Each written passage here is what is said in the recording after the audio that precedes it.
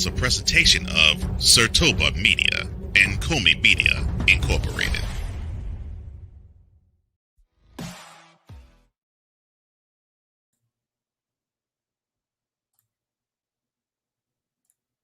Should former NFL punter Marquette King receive one last shot at the big time? Jury rules the NFL must pay $4.7 billion in damages for violating antitrust laws. How will this ruling affect all 32 teams? With all the hype on LeBron and Bronny James in the NBA, will we ever see a father-son duo as active players in the NFL? All of that and more on the 44th edition of Total Football Talk.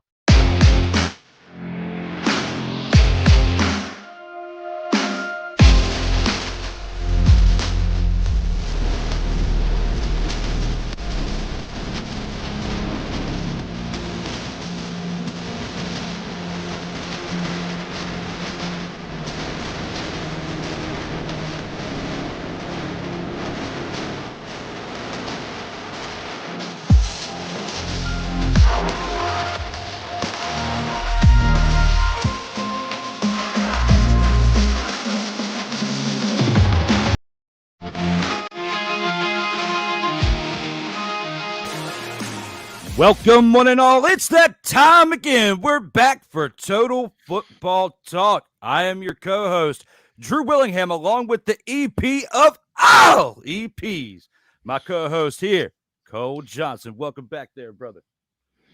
Well, it's great to be back, great to be seen, and it's great to be here with you. Oh, my goodness. Why do I just get the feeling that you've been on a bender, you come straight from the bar to here, and we're doing the show whenever you introduce me? I wish that was the case. That would be fun. That would be fun. I'm more of like on a bender of relaxation and recovery, as yesterday was definitely a great day for me. You know, those of you who know and pay attention to Sertoba Media see me go wild on Sundays and Mondays between three shows. Finally get a day off. And then, you know, I had some work, of course, you know, mixed in there with my real work, but, you know, throughout the weekend. But, you know, to not have a podcast at 10 o'clock at night is what I'm saying. Like, and not have to do all the preparation for that and be here and ready to rock and roll with you guys today on Total Football Talk, the 44th edition today. And we talk about the jury rules that NFL must pay $4.7 billion in damages, Cole. I mean, that was big news over the weekend. And, you know, looking back on all that, we've got that and a lot more to cover on this and some CFL action too. And with that being said, let's not delay them anymore. Let's take it on into the opening drive. All right, let's go. We got trips right at 42, 989 on two. Ready? Quick. Here with the opening drive, we have, you know, the CFL action. My team, the Saskatchewan Roughriders, had the bye week this past week, and deservingly so. They started this year out 3-0. I mean, they've been rocking and rolling with the Montreal Alouettes of the CFL, of being teams that are pretty dominant on two or, you know, not all three, but I would say about two of the three phases of the football game, you know, and they deserve the week off. And looking at that, we have some other teams that played, and we had some dumpster Pelican performances, and we'll get through all that. But this first game that we'll talk about wasn't as such, as it was a pretty close game. We're going to talk about the Edmonton Elkamos, as, you know, me and Mariah McCoffey dubbed them a few weeks back. And the Edmonton Elkamos there, you know, lose 24-21 to the BC Lions, a team that's been heating up, you know, over the course of this season. Now 3-1 on the year, you know, playing like a team that is their record. You know, they could have been 4-0 if you look at that one loss. It was a pretty tough loss, pretty close one, but they're rocking and rolling at 3-1. And with the BC Lions, Vernon Adams Jr., 331 passing yards on the day with only one touchdown, but he also added 6 carries for 33 yards. William Stanback, 11 carries, 42 yards, along with 4 receptions for 41 yards and a touchdown, was definitely the big decisive factor here for the Lions when it came to this victory. Aiden Eberhardt, 6 receptions, 78 yards on the day, along with Javion Katoy, 5 receptions for 68 yards. The defense itself wasn't too bad either. They did muster up 1 sack total, and they also had 2 interceptions that were big. Gary Peters and Ciante Evans were the ones that were the interception haulers in for the day. Sean White, field goal kicker, also, made contributions, 3 of 3 on the day for field goals with a long of 42 yards. On the other side of the ball for the Elks, what kept them in the game somewhat, McLeod Bethel-Thompson's 247 passing yards with a touchdown. But what tipped the scales were those 2 interceptions that he threw. The Elks running backs had a major improvement this week, Cole, and we've been talking about how bad their running had been, which is why they had been winless up until this point right here. This week they get 15 rushing attempts, but muster up 98 yards total, very close to triple digits on the day. Mm-hmm. Dylan Mitchell, adds 4 receptions for 81 yards, along with Curly Gittens Jr.'s 5 receptions for 56 yards, and receiving that lone touchdown by McLeod Bethel-Thompson. Another factor here, though, is the Elkamos defense absolutely sucked, as they had no sacks or forced turnovers on the day. When we put all in that perspective, when we think about how this game went, a 24-21 game, what are your thoughts when it comes to recapping this first game of the week in the CFL? Well, that last line is the most important one. If you're going to give up the ball, your defense has to get those turnovers or force them, or at least get the opposing offense off their game. That's what you normally do with sacks, and that's what you normally do with turnovers. They got neither. But this is encouraging for the Elks. So they have they got a rushing game going, and with mistakes on the road, they were able to be within a field goal. So maybe they might have a shot, but it just goes to show if you don't play not perfect, but if you don't play excellent for 60 minutes, you're going to take L's. So with the Elks, it just goes to show if you don't have that one break that goes your way, or you have one less break that goes your way versus your opponent walks away with the win. And that's exactly what happened with the Lions. Yeah, and I mean, the Elks have had no breaks this year. They're 0-4 through 4 weeks. And their team we'll talk about here in a little bit when we preview week 5 is they got the bye week. We talked about the Rough Riders deservingly needed that break this past week, starting out hot. But this team needs it because they are so cold in other aspects. And especially when it comes to their defense has been inconsistent. Now, they weren't horrible the previous week. The previous week we were talking about, it was their offense and the lack thereof of the running game in weeks 2 and 3 that really hindered their performance, that kept them from getting over the hump. Some of their games have been close, but they've been inconsistent in 2 of the 3 phases. Special teams, they haven't really been exposed enough for us to really get that much of an opinion yet. But 2 or 3 phases of the game for them, offense and defense, they're so inconsistent. That's why we're seeing an 0-4 record of the Elks right now. Yeah. Yeah. Now you flip it on the other side. Vernon Adams Jr., the dude is unconscious in the pocket. Yeah, he only got a touchdown, but another over 300-yard passing effort. The game plan with the Lions is you have to make sure that pocket is uncomfortable for him. And that is why the no sacks and no forced turnovers part is important, because if that quarterback is comfortable like a Vernon Adams Jr., he can eat up a secondary. And Vernon Adams Jr. has been at the top of the league. Someone I was talking about last week that's potential for MVP because of the stat lines he's putting up. And he proves it here with what he did this week and getting the Lions over the hump. I mean, it's his production that's gotten them 3 wins already this year. And it wasn't him that cost them that one lone game. So looking at him, he's definitely been the star of that team. And before we go any further, it looks like we have some comments here in the chat. Stuck with my podcast, Wise El Jefe, your mentality brother, is here saying hello, gentlemen. Well, hello there, Wise El Jefe. Glad you're here there, brother. Good to see you, my man. Good to see you. Playmakers here as well, says Drew Willy and Cole Sports. Love finishing shooting lights out in time for TFT. We love having you here. Good Glad to you see can you, make man. it here today, brother. Good to see you, Playmaker. The hottest working content creator in all the land. You know, I can't do it as good as Cole does, but you know, it doesn't mean that it's not the same. It's very genuine there. You gotta keep it rocking and rolling out here in these streams, brother. Right. Sick Diggy says, what in the almond butter and kiwi jelly is Oh, going Lord. on out Really? here in these streams?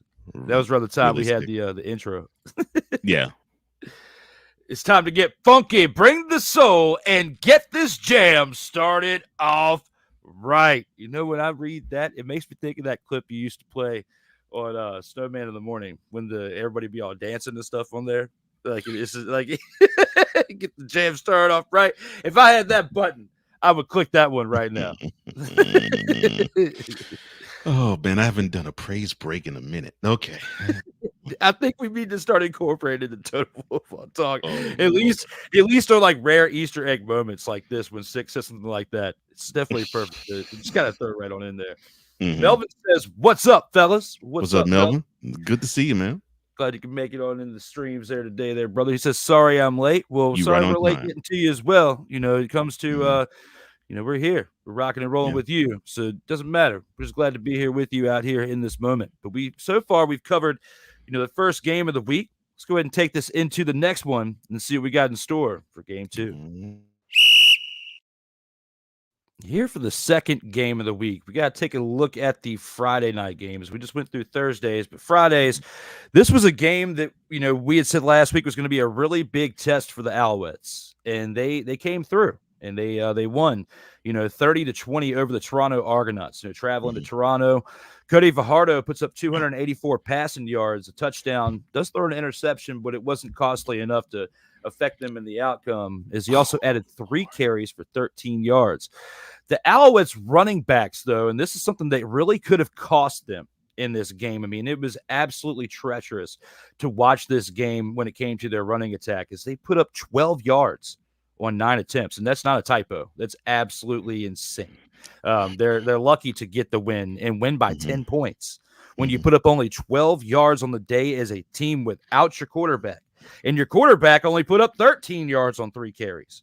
But you had triple the amount of attempts with 9 carries, and you put up 12 yards. That's absolutely insane. But we'll get back to that in a minute. Cole Spiker puts up 8 receptions for 113 yards and a touchdown. He is the one that was the spark for the offense and was a big reason why they got this win, as well as Tyson Philpott staying consistent, as we talked about him the previous weeks. 5 receptions, 90 yards on the day with a touchdown as well. Now, the Alouettes defense, they put up 2 sacks on the day. They also put up an interception by Deontay Ruffin, and he is no relation to David Ruffin of the Temptations, okay? You better believe that. Sure. Oh, yeah. Oh, my bad. I was hearing Temptations, and I went David Ruffin all of a sudden. My bad. I had to make sure that I got that in the stat line right there. You know, Deontay is no relation to David. The only thing close into relation is the beginning of their name starts with a D. Now, back to the scheduled program right here. When it comes to this team, you know, the defense, 2 sacks, the interception, that helped tip the scales, along with Cameron Dukes' 199 passing yards on the other side for the Argonauts. He threw an interception. That was the costly interception that Deontay Ruffin picked up. But Cameron also picked up 5 carries for 24 yards on the day, which wasn't enough. Along with Kadeem carries, 9 carries for 61 yards and 3 receptions for 26 yards. He was the spark of the offense for the Argonauts that helped them get the 20 points, but wasn't enough to tip the scales in favor for them. The Argonauts defense stayed strong, though, even though they gave up 30 points. They did have a sack, and they did have an interception by Jonathan Edward. So when you put all that together and you think about everything, especially the fact that the other side who won had 12 total rushing yards on 9 attempts, Cole. What are your thoughts when looking back on this game right here? There's only one David Ruffin. And without him, the attempts are nothing but a group in search of a David Ruffin. Oh, my bad. I'm sorry.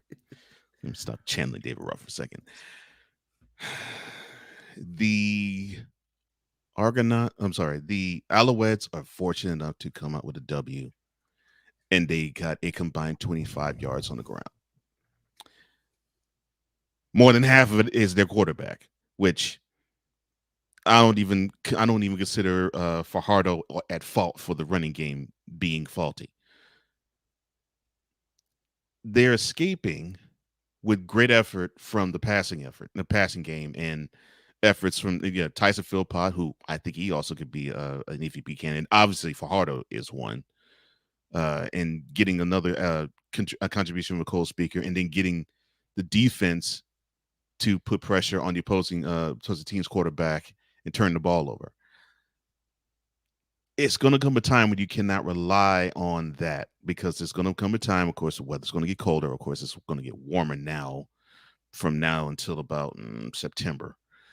But there's going to come a time when it's not going to be as easy to pass the ball. The point's going to come as a premium, and passing yards are going to come at a premium, and you're going to rely on the ground, and that's going to be the Alouettes' downfall. That's going to be their undoing, and they better find that juice now. Now that technically this game was played in June, but since we're now in July, I'll make it July. Here we are in July. They better find it now. Otherwise, when we get to September and October, when the colder weather dictates you got to run the ball more, and you're going to have these teams that have no business beating you, like the Blue Bombers or the Elks, then you're going to say, as the Alouettes, what the heck did we not do? And the rushing effort is going to be the answer. Absolutely. And it's going to be something that look forward to keeping tabs on throughout the year. I mean, Ryan McCarthy is high on the Alouettes, and it speaks very highly of them. And through 4 weeks, they haven't been proving him wrong. So we're going to have to see how things pan out for this team. But there's a lot of similarities between the Alouettes and the CFL and the Birmingham Stallions of the UFL. I mean, between the coaching, between the production that you're getting on the field, I would say the Stallions, in my opinion, have a little bit more of a leg up, in my opinion, but because I still haven't been exposed enough this season to the Alouettes yet. We saw 10 regular season games for the Stallions there, and plus 2 playoff games, so 12 total games. It's going to be about another couple months before I can get a true evaluation of this Alouettes team, as well as the rest of the league and its competition that it faces. But right now, throughout the first 4 weeks, I'm definitely impressed with what I'm seeing here from the Alouettes. And and with my criticism, with that being said, the other phases of the team playing pretty well. And if they could keep that going, this one might cover the multitude of sins of not having a strong or not even having any type of running game. But yeah, they're doing good. They're doing good everywhere else. And the defensive line is getting pressure. The secondary is getting picks, and I'm seeing a point total of 20. So I normally, when I see that you have the linebackers who are covering up everything. Either they're backing up the secondary, or they're backing up the defensive line well. So the defense is taking care of the job. Offensive line seems to be doing fine because Fajardo is up and he's running and he's throwing, and he's making a few mistakes. And he's getting good production from his receivers. Everything else is clicking. The running game is not. That's the only problem. Other than that, yeah, I'm liking this team. And they got a good stern test with Argonauts. Went to Toronto, and they came away with a double-digit victory. Yeah, what else can you say except good job for the exception of the running game all the way around.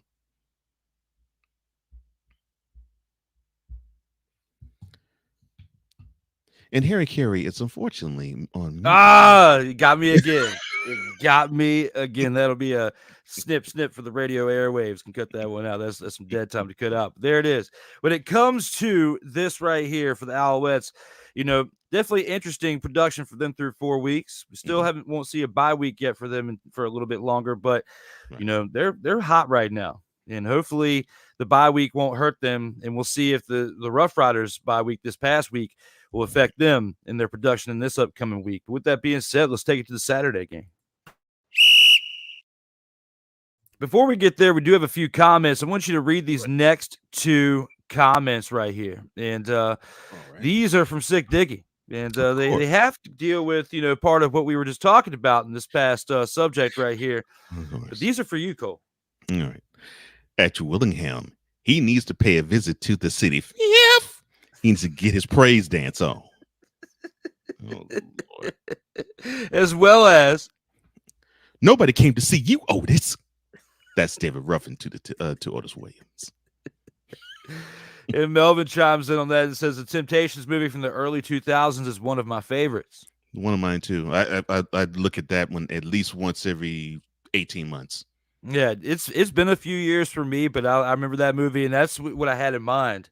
As soon as I saw Deontay Ruffin's name, I was like, Cole might get this. And think back on the movie too, and I was like, yeah, Temptations, because David Ruffin was a character, so it just happened to come to mind right here.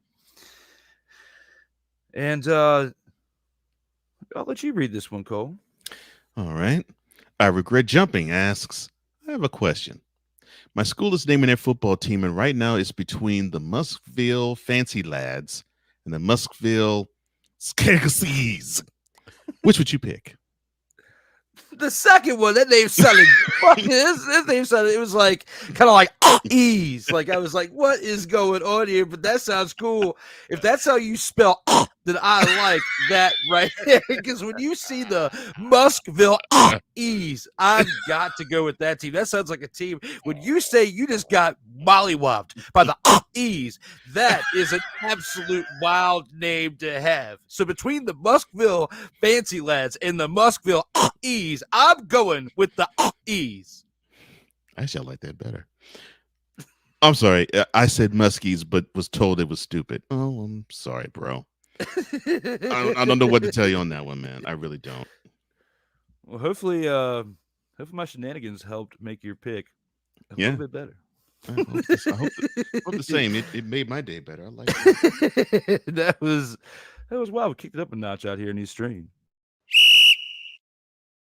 And with that Saturday game we're going to get to before we got to the comments, we got the Winnipeg Blue Bombers, who've been an absolute disappointment this year, but they definitely improved in some aspects for this past week. They lost to the Calgary Stampeders in Calgary 22-19. Jake Meyer for the Stampeders, 239 passing yards with a touchdown and an interception. Along with Dedrick Mills on the ground, 16 carries, 51 yards, and 2 receptions for 17 yards. Markin Mitchell takes 9 receptions in on the day for 75 yards and a touchdown. Along with Reggie Beggleton, 7 receptions for 50 yards on the day.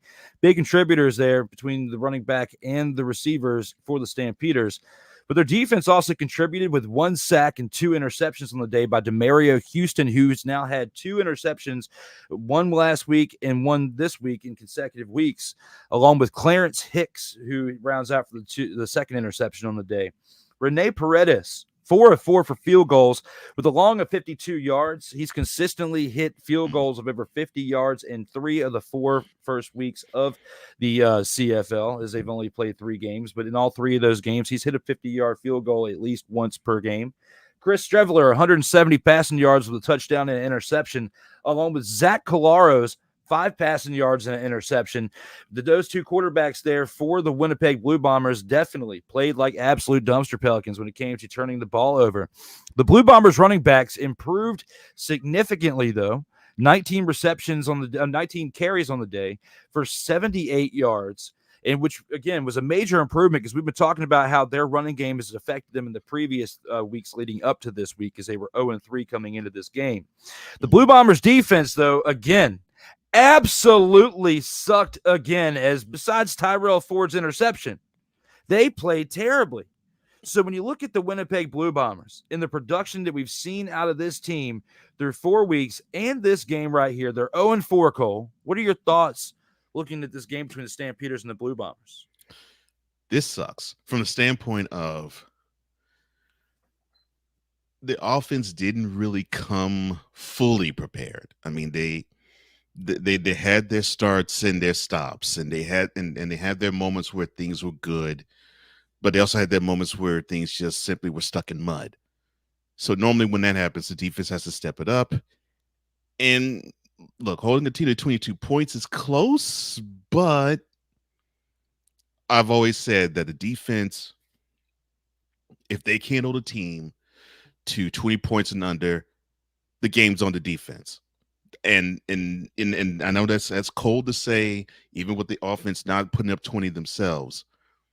But my thinking is if the defense could just make that one extra play to basically pick up the offense, like the offense will have to make that one extra play to pick up the defense if they were to allow 22 points. So I put this game a little bit more on the defense of the Blue Bombers because they just did not make that one extra play on that side of the ball. And if they did, they probably would have gone to Calgary and came out with a W, their first of the year. But like I said, I mean, you're looking at uneven play from their quarterbacks. Up and down, but a better showing from their running backs. You're not talking about their defensive line getting after the QB. They only forced a turnover. And, I mean, you could say, well, Cole, I mean, they did a decent job of containing the Stampeders running game. Yeah, they did. And the Stampeders didn't go crazy with the passing game. Yeah, true.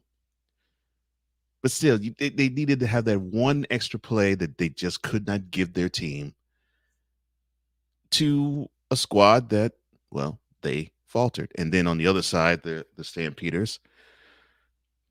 Look, the only thing that's going to really mess them up, and it's almost eerily similar to how we saw the Panthers in the UFL. You have an offense that seems to be able to drive the ball down the field, but they seem to get stuck in either the red zone or they get stuck in enemy territory. And in this case, on third down, they have to kick the field goal. Normally it's on fourth down, but it's great to have a field goal kicker who's reliable, especially one that has a leg. And yes, like you pointed out, Paredes has hit a 50-yard field goal in each of the games that the Stampeders have played this year. But as we saw with the Panthers, sometimes that leg tires out. And although it's great to have the long boomer, you can't rely on it all the time because one of those kicks is going to sail far, wide right or left. So the Stampeders have to get better in the red zone, and the Blue Bombers, they're going to have to find a way to play for one another on both sides of the ball. They have to commit to saying, okay, if the D's not having their great game, offense is our turn to step up. And if the offense is not having a great game, it's our turn defensively to step up. I don't have to be in the locker room and I could tell fingers are being pointed in both directions. No, you're absolutely right. And you're, when you're bickering like that, it's not going to help the game out when you're going at each other, when you're going at each other's sides. But I do have to say this, as the Winnipeg Blue Bombers, besides the little bit of improvement that they showed in the running game this week, right? They definitely improved when it came to the fact that they still stuck with them all the way throughout the game, because they were leading going into halftime 9-7. By the end of the third quarter, it was only a 2-point game. They were, the other side was up 11-9, and that being the Stampeders up 11-9. Then the Blue Bombers continued to score into the fourth quarter to where this game went into overtime.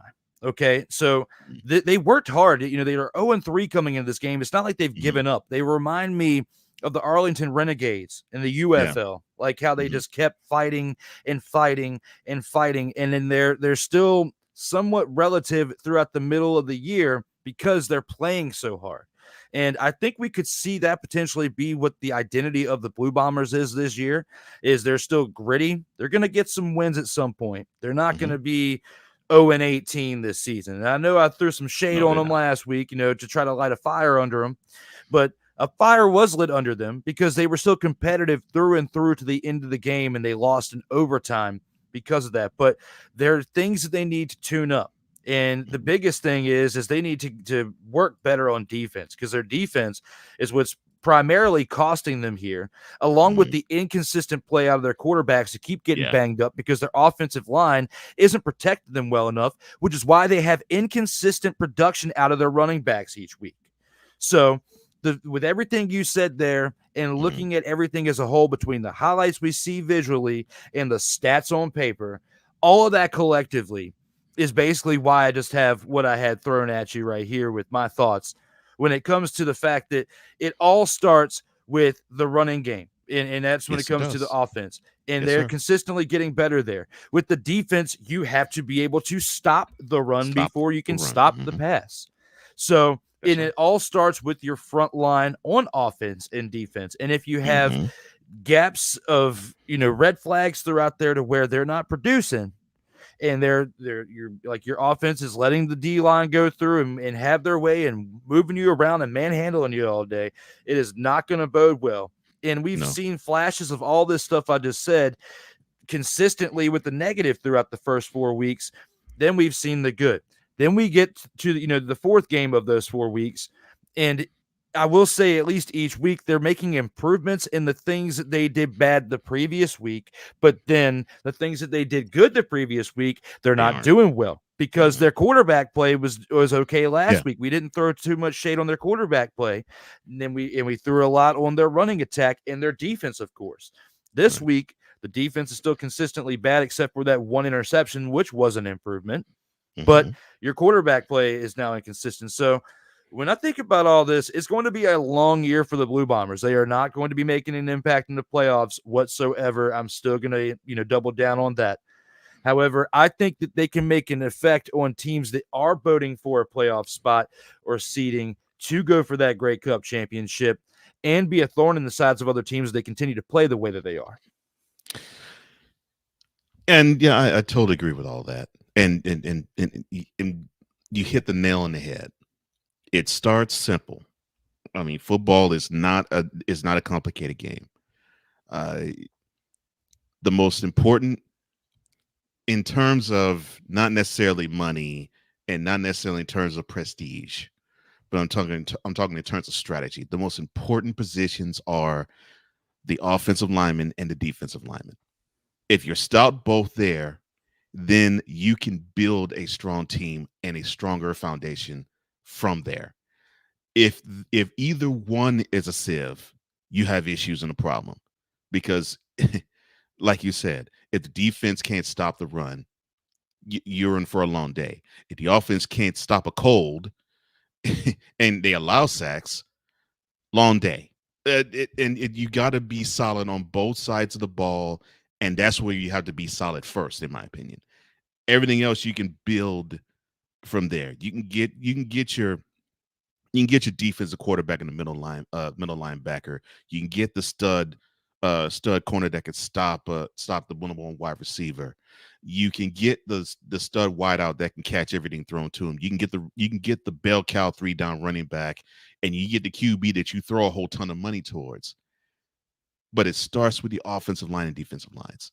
The offensive line has to be willing to be nasty, willing to be, I hate to say it this way, willing to be pricks and saying, okay, we're seeing the opposing side. All right, we're going to steamroll over them because we have somebody behind us that we want to get busy. So they don't stand a chance. The defensive line has to say the same thing, but the offensive line say, well, Look at these big uglies. They can't move, and we're going to make sure they're going to be shuffling and going to the ground. You got to have both your offensive line, defensive line have that type of mentality where they just will say, we're going to run all day if you're offensive lineman, and we're going to stop the run if you're defensive lineman. Your team can say that. I love your chances. Otherwise, you're sunk. I love that. And again, like you said, we've both been preaching for the past 5 minutes now, like it all starts up front. And you got to be able to make an impact on all three phases of the game, or at least two of the three. You can be inconsistent on special teams of all three. That's the I wouldn't say the least impactful, but when it comes to scoring, your field goal kicker can, if you've got a really solid defense in a really solid offense, you're not going to be putting your field goal kicker out there and consistently to get 3 to 6 to 9 to 12 points to make a difference in these games. Right. So if you play consistently on both sides, offense and defense, then you won't even have to worry about that. That's why I preach the 2/3, concept. But until you get that down, if you're only doing well in special teams, it is going to be a long year for you. And that's what it looks like when it comes to the Winnipeg Blue Bombers. With that being said, we got to take this to the game of the week. And with our game of the week that we have this week, we have a team that I kind of dubbed as the Hamilton Tiger Kitties here recently, okay? And they didn't play like full-on kitties this past week. They elevated themselves. They're like 1-year-old cats now. They're not quite kitties anymore, but they're still in daycare. As they need to get things together because they still suffered the big, fat steaming.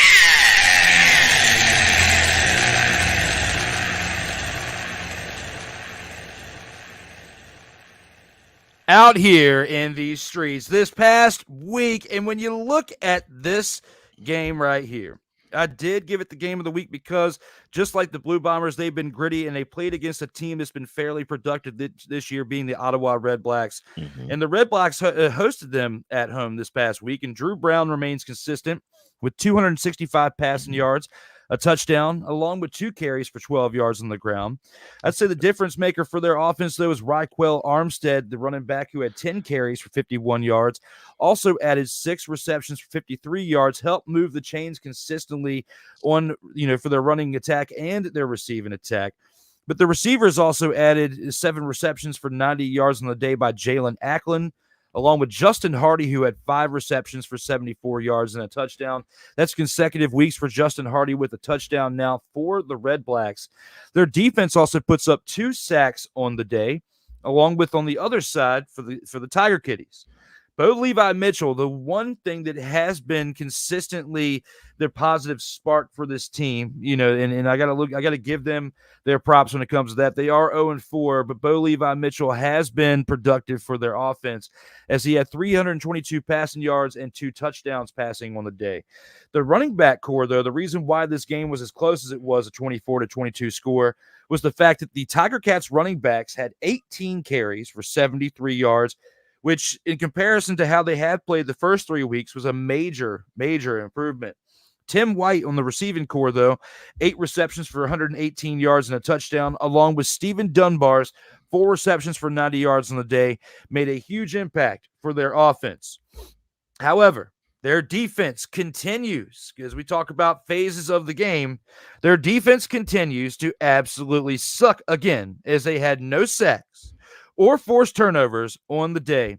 And that's the reason why I think that it cost them in this 2-point game right here.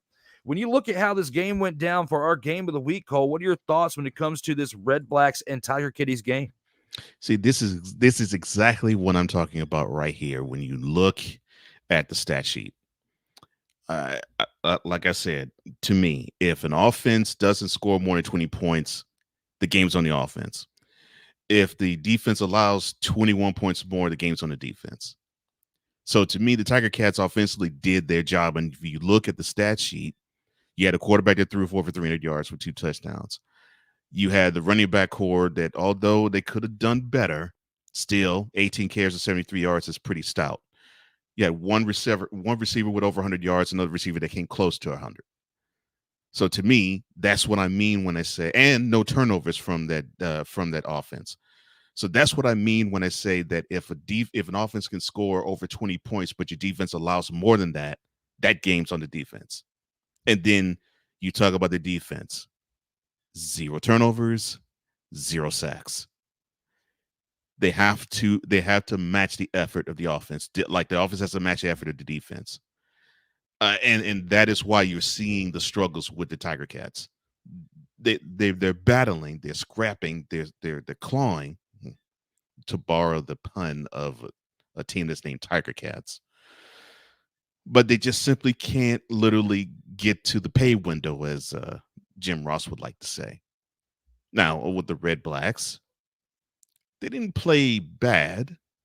They didn't play well, but they played well enough. Didn't turn the ball over. Threw for over 250 yards, which that's pretty good. Uh, the running attack could be a lot better. And I think if it was better, the Redblacks would have probably eased into a W instead of having to scrap for one and battle for one at home. And the Redblacks on defense, they gave you 2 sacks. So they didn't make the life of the Tiger Cats quarterback too comfortable. And I could take that. But with the Tiger Cats, this is exactly what I'm talking about when I say that if an offense scores more than 20 points, it's up to the defense to allow less. And if they don't, that game's on the defense.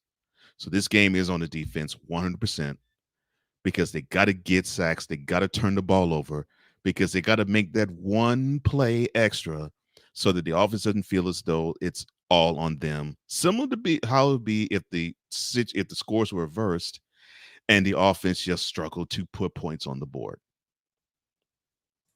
Absolutely. And, this was a close game throughout from start to finish, as when you look at the first half, the Tiger Cats were only down 12-10 going into halftime.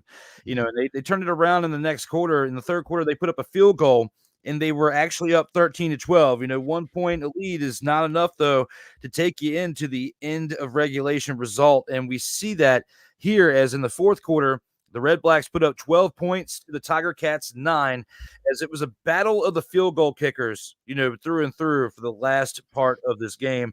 And it came out, to be what this side of this factor right here. And if the Tiger Cats don't improve their offense to the point, I wouldn't say their offense, but their defense, like you said, to where they can keep the other team from scoring 23 consecutive, we wouldn't say 23, but 23 plus points per game, we're seeing them give up high number differences in games when they're scoring 23, 27, 30 points in a game on this defense consistently through 4 weeks. And this is the result that we're getting.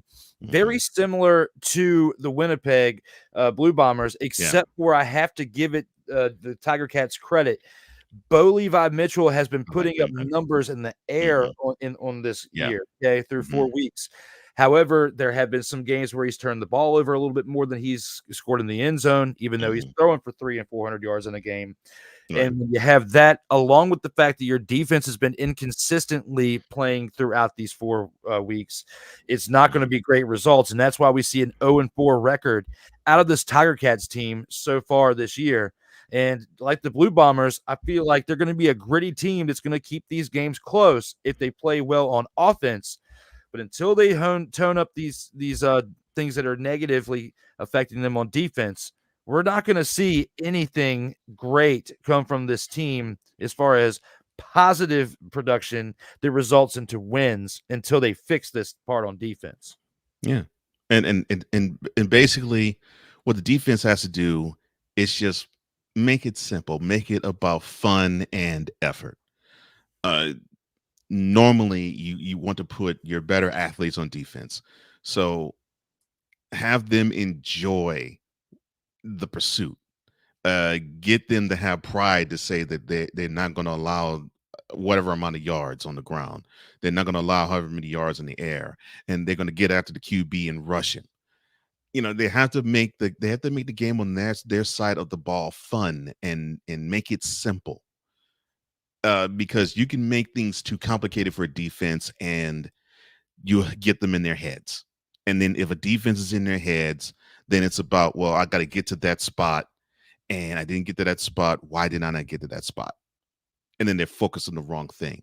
Then they're focused on trying to get to a spot instead of stopping the offense and forcing them off the field and putting the punt team on it. That's what you want your defense to focus on most. Get this opposing offense off the field as fast as you can and get the ball back to our offense so that they can do the damage, because the Tiger Cats have an offense where they can move the ball down the field. They've proven it all year long. And it looks like now they're getting better at moving the ball down the field. Now reward them. And if they can do that, they have to get to the quarterback and they have to force these teams off the field 2 plays, 4 plays, something short, so they can have the offense get the opportunity to produce. And unfortunately, with the Redblacks, they didn't. Absolutely, man. And the Redblacks have been taking this and running with it so far. I mean, they've had a bye week, but they've still been consistently playing well throughout this. And you looking at their production overall, I mean, they're 2-1. They're 2-1 through 3 out of 4 weeks, and they're going to be playing a team next week that is very similar to the Tiger Cats, and we'll get to that here later on in the preview. But overall with the Redblacks and what they've done, considering that bye week, before we go any further, what are your thoughts on this team? Can they remain hot to where they're, a team we think about here for a playoff run this upcoming season? I mean, this season in the Grey Cup 2024 playoffs? I'm almost going to say something similar with the Redblacks as I will about the Alouettes. But it looks like they're in a better position running game wise. I think if they could just focus more on the ground game and take a little bit of pressure off the QB having to throw the ball, I think the Redblacks will be onto something, and I think it'll actually free up Drew Brown to actually have more yards in the air. I think if they could do that, I think they're onto something, and I think they would be a contender, really, because everything else seems to be clicking. I mean, the defense could probably put a little more pressure on the QB, but that's basically splitting hairs. That's basically wanting basically perfection instead of excellence. And the team is close to getting to excellence and not quite there yet, but I think they're on their way there. And if they could just tighten up, to me, pass rush, because I think they'll force more turnovers if the pass rush gets a little more intense. And if they can run the ball a little better, I really like the Redblacks' chances a lot. And I think they can maintain this. Yeah, they're not like a favorite team like the Alouettes that are spoken highly of for consistent years. But they are a team that I do see some potential in. Young, scrappy team that, I think Ryan McCarthy would say something similar to that if he was here with us. And at some point here later this summer, I'd say midway through the season, he will be back here, and we'll have him here for hour 2 to discuss a little bit of CFL action as we get closer towards playoff action. But when it comes to that, before we go to our first commercial break, let's take a look at the comments first. Mm-hmm. It looks like Ike says, absolutely sucked again. He loved it when I said that and was sitting back going, yeah. Absolutely. Well, when I was saying it, I could see Cole doing this.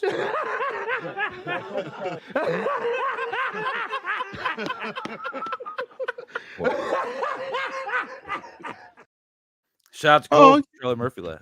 Yeah, I love that. Thank you. Oh, yeah, they sucked again. Oh, yeah, they sucked again. Oh, they sucked again. Oh. Yeah. Shout out to you, Phil Collins. Absolutely. Oh, my brother, testify. So I'm talking about. Both you and Ike testify. That was some great shenanigans that we have right there. But nice to see a team that has sucked make it to game of the week. Was that a total surprise, motherfucker?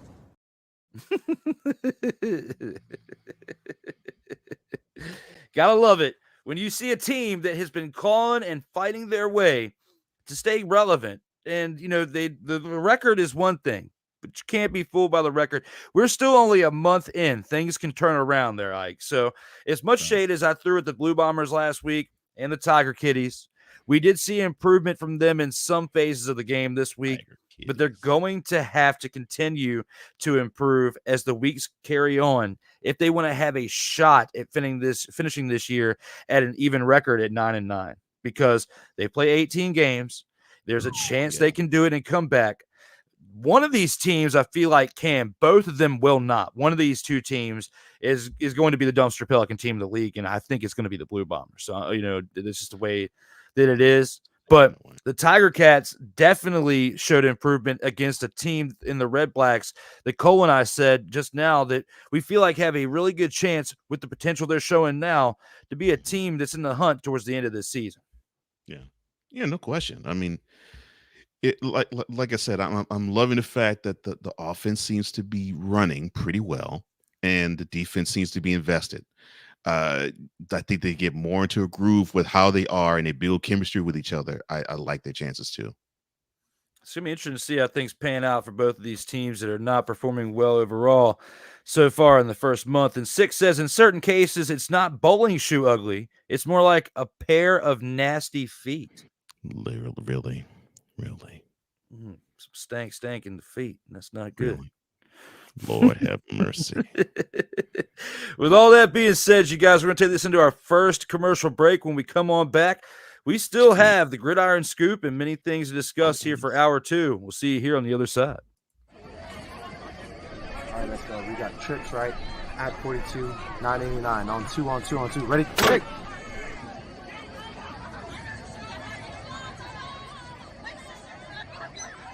We're just getting started.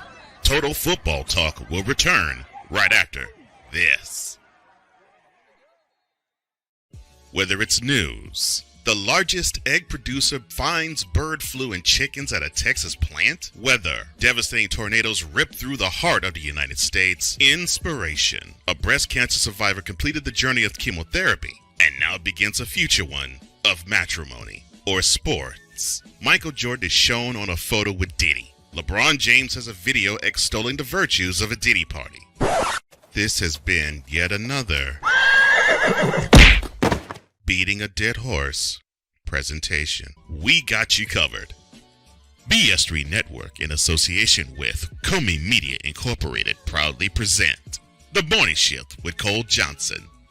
Live every weekday at 8 a.m. Eastern, 7 a.m. Central.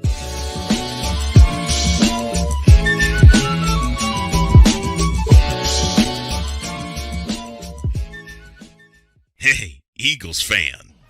Join my man Cool McCain and a host of others as they break down every single game, every single week in an objective manner, and also from a fan's perspective as well. Remember, this cast feels just like you. Nobody likes you. And you don't care. Fly, Eagles, fly. Eagles Elite Podcast, every Wednesday at 8:30 p.m. Eastern on YouTube and other podcast outlets.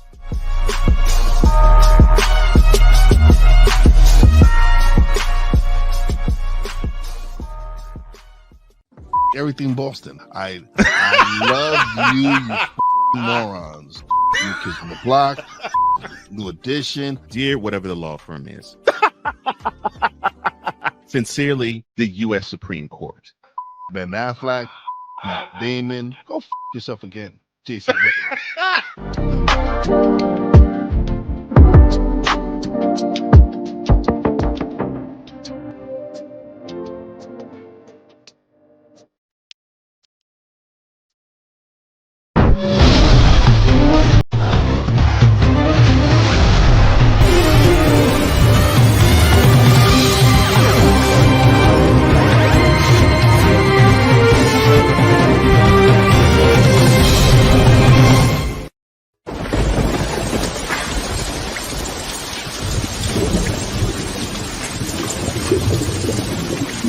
Welcome back to Total Football Talk, your source for hard-hitting gridiron action. We are back for episode 44 as we talk about the jury rules that the NFL must pay $4.7 billion in damages for the NFL Sunday ticket scandal. We are back, myself and Kyle Johnson, back for this episode right here. We got to take it into the Gridiron Scoop and talk about what we've got right here on tap.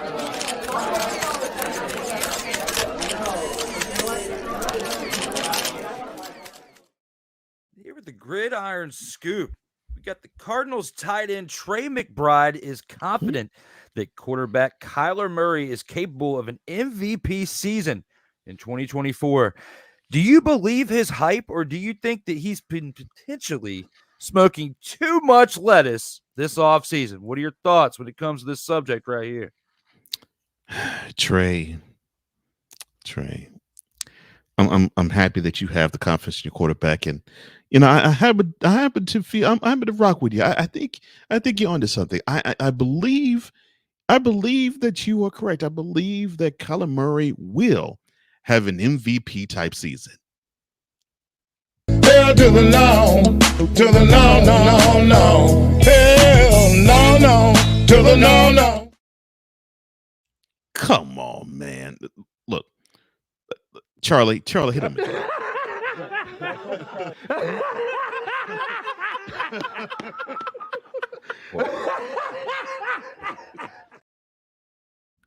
MVP season in what? Halo? Fortnite? What was he going to be an MVP of? Help me, help you, help me. No, Kyler Murray has not shown me a year where he has put it fully together, where he's been invested in the team. And even in the year that he actually did well in, he had the nerve to pop off in the mouth and say, well, I don't really need to study plays, to the point where the Cardinals brass, when he signed re-upped for his contract, the contents of it leaked out, saying that he had to sign on the dotted line to actually study a set amount of time the playbook in a given week. No, I don't believe in Kyler Murray's hype. I think I really believe, Mr. McBride, you need to be drug tested. So you pretty much think, based on the stinky feet reference that we have from the previous segment, you think that the Cardinals' performance this upcoming season is going to be absolutely bowling shoe ugly. It has the potential to be bowling shoe ugly. All right, for the exception of maybe Marvin Harrison Jr., name me somebody. Well, Trey McBride is a good player, but name me somebody that's going to be a difference maker, that's going to make you say, oh yeah, the Cardinals, they're actually going to make a dent and make the Rams, the Seahawks, and the 49ers lives a living what in this coming season. You can't think of a person. Besides James Conner, who's been banged up a little bit. I mean, that's somebody that I think about. I like James Conner, yeah, but besides James, in defense, I like Darius Robinson a little bit, but not on offense though. Like it's not like an offensive impact here that we're talking about. Right. I would say Desmond Ridder has a better shot at being more impactful at quarterback than Kyler Murray does. I happen to agree with you, which that's not saying much. And speaking of the bowling shoe ugly, this is for you, Cole. The bowling shoe ugly reference is brought to you by Sleazy Salon. No mani-pedis, just hands and feet done. Andrew Willingham is brought to you by Sleazeball Meaty Subs, spicy Cajun subs. Feel the burn, taste the spice, keep enjoying the subs. Ike throws in smoking too much lettuce and with the laughing emoji. Sick also says smack hard thirst quencher. It's more than good. It's God smacking great. Lord. You messed me up with the nasty feet, sick. Yeah, he still got me with that too. But when it comes to this Cardinals segment right here, they need to stop dipping into the ayahuasca or whatever they're doing a little bit too hard and get off of the video game consoles as well and get back to doing what they're supposed to be doing out here on the field. And maybe, just maybe, they might see a 9-8 record. Next up on the Gridiron Scoop, most of the news out of 49ers camp has surrounded wide receiver Brandon Ayuk and his future this upcoming season and beyond. Will the team silence the talented wide receiver sooner than later with both sides mutually agreeing to terms, or will he become a distraction this upcoming season? Okay, if I was somebody that we know, the 49ers would sign Ayuk tomorrow. Unfortunately, we're not him. Uh Look, I have faith in the 49ers brass. They know what they're doing. I think what they want to do is they want to make sure that they can keep as many of their key players as they can. And I think what they're trying to do is they're trying to see if they can gauge if they could talk Ayuk into a certain number. Now he may want a certain number, saying, well, I produced, which he did produce last year, pretty hefty. I produced this much, close to probably a number one wide receiver in the league. I was the number one wide receiver on this team. I'm due to actually be broken off some cheddar. I think what John Lynch is trying to see is, okay, yeah, you're due some cheddar, but we got to sign Purdy down the line. We're already on the hook for McCaffrey. We broke off some cheddar for Deebo Samuel, and the big man Trent Williams. I mean, he's getting paid a hefty sum. We have to work with a select number so we can keep all of you here. Are you willing to make that sacrifice? And I think that conversation hasn't happened yet. But if that conversation happens and you start to see Ayuk do real funky things, like what Kyler Murray did last year in taking off paraphernalia of the team off of social media, I won't say then you'll have to panic and worry, but then you would have to concern yourself with him being a distraction. They normally will try to take care of this before the season, so they'll know what to do during it. So I think he will be silenced to a point. But the way you really silence him is to slide the contract and give him the number he wants. I don't think we will see that. Yeah, he still has quite a bit of time left on his current deal. And, business-wise, it would make more sense to invest in other key pieces to actually help you get over the hump. Because, you've had on paper what we thought was good enough to win a championship before, but apparently you're still missing another piece or two, but you're just close.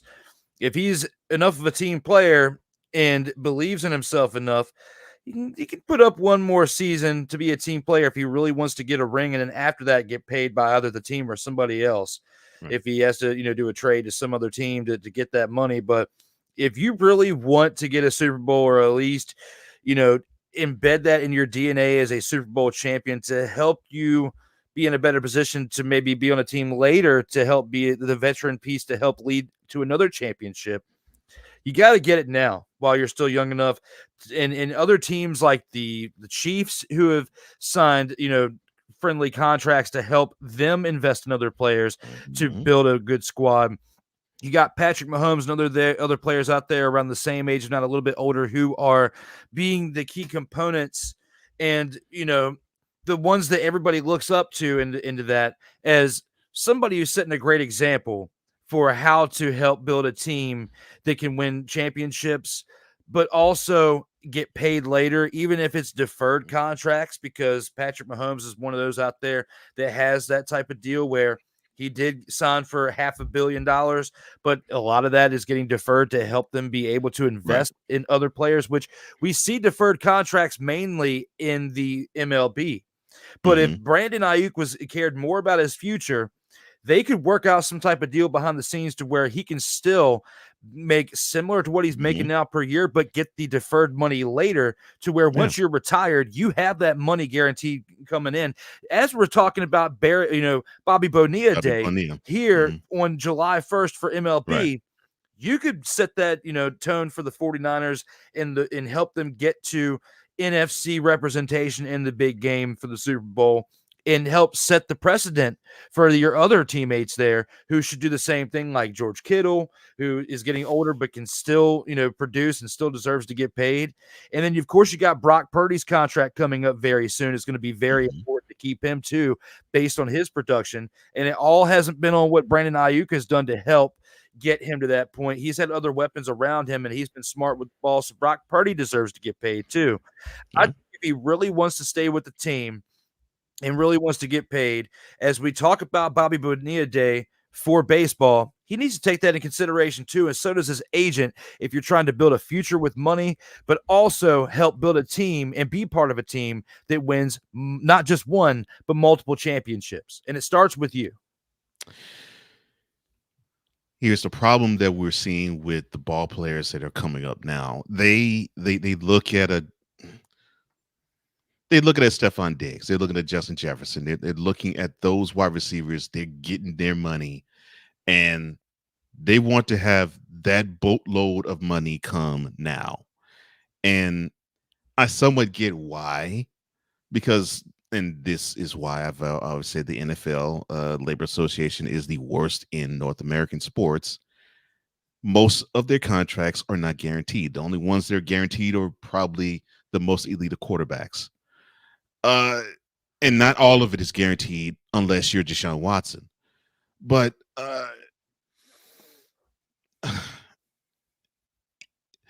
players are thinking that they got to have that money now, and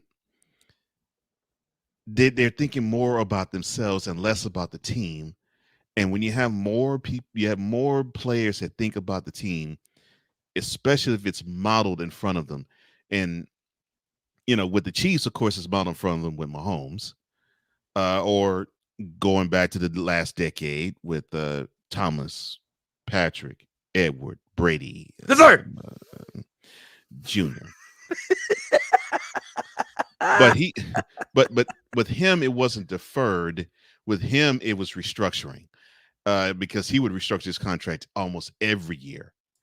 When that culture is modeled, where the trigger guy is saying, well, it's not, I'm getting mine, I don't give a crap about yours, like Aaron Rodgers. Then I think it would behoove the player to do like what you're saying, actually get the stuff deferred. Purdy isn't there yet to where he actually can influence the team financially for now. That's because he's still playing on his rookie deal. That's coming up soon.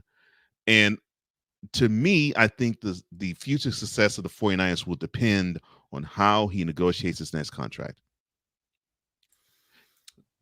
It's going to be interesting to see how that pans out. And, he sets the tone for how the quarterback contract will go, how other key components to that team on offense and defense will be, handled with their discussions as well. I will say I have to say he's being a little too vocal about it, though, here in the media, whether it's on social media or to the media themselves. Ayuk is extremely vocal. Yeah, I agree. And, to this point right now during the offseason, it's not really a distraction. But as we approach minicamp here in a month, as you and I talked about last week, we're about a month away from minicamp. We're now getting closer to that. As we get closer to that, as we get closer to preseason games where your body's already going to be stressed out by playing, you don't need mental stress going around and some type of dark cloud going on because one of your talented players on the offensive side of the ball is being a little too vocal about him and his contract status. And they need to nip this in the bud now when talking about this, as opposed to waiting another 3 to 6 weeks to really have this type of discussion to try to narrow it down. Because discussions during the season don't bode well. And genuinely, when we get to August, they cool off anyway. And if they cool off, they need to cool off to the point to where both sides can mutually coexist for the 2024 season. And he'll shut up during the season and just ball out and then get paid afterwards. And normally when you hear publicly announced, well, we won't discuss contract negotiations during the season, that's not a good sign. That's not a good sign at all. Absolutely not. So they know what they're getting and what they're saving by keeping the current deal. Yeah. And he knows what he's losing. So if they can find some common ground, I think they'll be okay. But if they cannot get on the same page within the next few weeks, at least to table this until the end of the season or do something to make him happy so that they can table it throughout the rest of the season, they're going to have to figure it out. And they're going to have to figure it out fast. For our last topic here in the Gridiron Scoop, we've got Marquette King lobbies for NFL punting job after an all-UFL season in 2024. After 5 seasons away from the league, could we see this charismatic punter back in the NFL, or is he a better fit for the UFL? I think we can see him back in the NFL. Really, I think the only reason why he was sort of booted out the NFL is because of his charisma. But he's 5 years older. I'm sure he probably still has charismatic ways, but I think he knows how to tone it down and not basically, how can I put this? Give opposing offenses or opposing teams bulletin board material on the field. So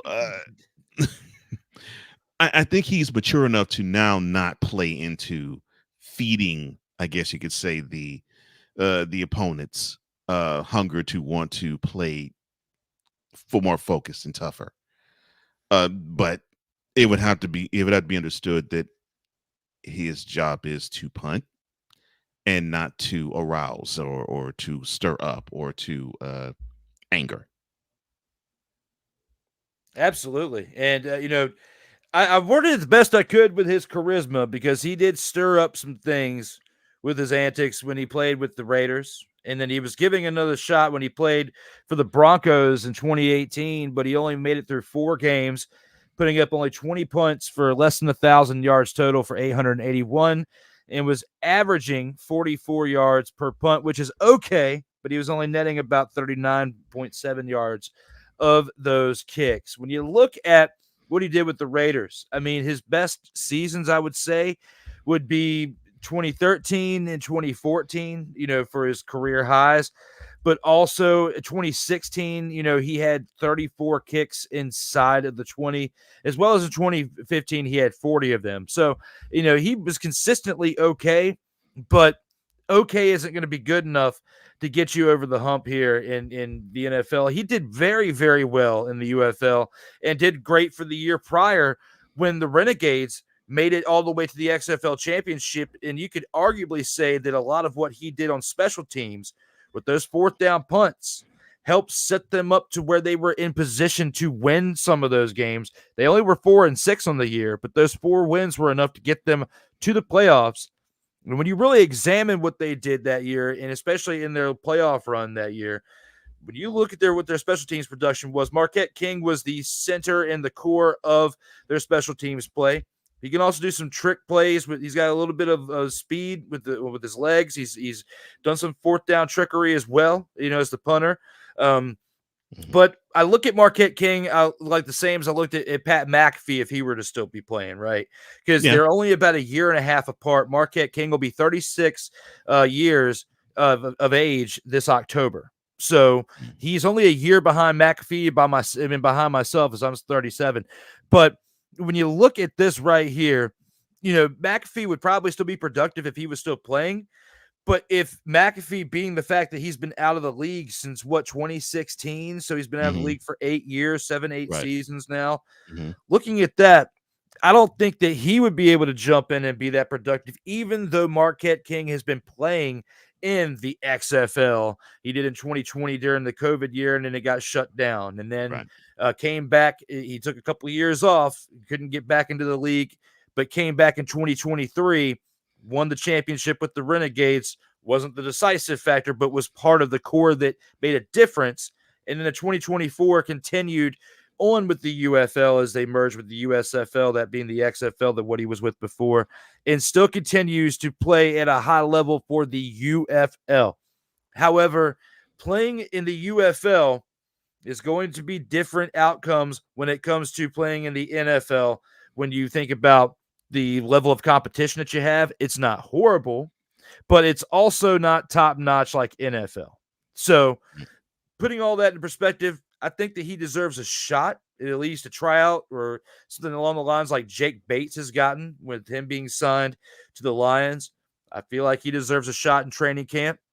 even though punters are somewhat nowadays a dime a dozen because they're not as relied upon as much as they were, I would say, maybe 10 plus years prior. Pat McAfee played in the last era of when the punter was somewhat relied upon quite a bit, and he helped up the Colts tremendously, especially in his rookie year when how they got to the Super Bowl when Peyton Manning. Not saying Marquette King could come in here and do anything quite like that because, again, he's been away for 5 years. But for a team that doesn't rely heavily on their punter, that does fairly well, I wouldn't say fairly well, but is more dominant on offense and defense and seldomly uses the punter, but just needs somebody to come in on a cheap deal, a cheap veteran minimum that it gives them one last opportunity, but also you don't have to rely on them so much. If you have a situation such as that to where you can still be a team that makes a bid for the playoffs, I think Marquette King deserves an opportunity, but there's not many teams that come to mind personally that I can sit back and say, I can see him going to a specific spot. Is there a specific team with Marquette King that you can sit here and say, I can see him fit in with this? Would it be a team like his previous places, like the Raiders or the Broncos, or a new team? I think it'll probably be a new team. I don't know if the Broncos or the Raiders will take a flyer out on them. And then it would depend on if he would like to, if he has any like championship aspirations. And I think if the answer is yes, I think he would definitely fit on a team where his exuberance could actually help them, and they wouldn't need him for 5, 6, 7 years. Although as a punter, you could play a good while. So it just, to me, it depends on his aspirations. If he wants to be on a contender or not. If he just wants to play, then he probably will find his spot on the roster. But I think probably his better shot would be if his championship aspirations are strong and high, and he wants to leave the league with a ring, then getting on a team with maybe a year or two that you'd be on it, and you could probably help the culture a bit, would be what he would have to do. Absolutely. And I like how him being vocal to the media in comparison to our previous topic with Brandon Ayuk, two totally different scenarios, but I approve more of this message than the Ayuk message because, he did have a great season as being part of the All UFL. He is an XFL champion, and it has that clout coming in from the past 2 seasons to say, I've done this, I deserve an opportunity, as opposed to being inside the league already under contract. I've done this and I want more money. Marquette King just wants an opportunity. And I feel like if you give him the league minimum as an offer on the contract, he would accept it if he truly wants to be a part of the NFL again. With that being said, we got to get to one of my 2 favorite parts of this show, and that is the Grand Champ.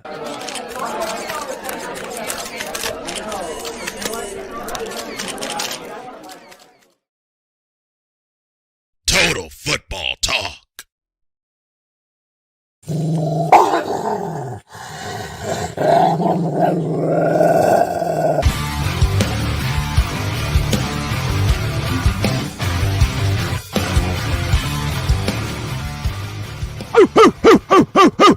Where my dogs at? I'm looking at one right now as he's about to give his take for the dog of the week. His MVP pick is.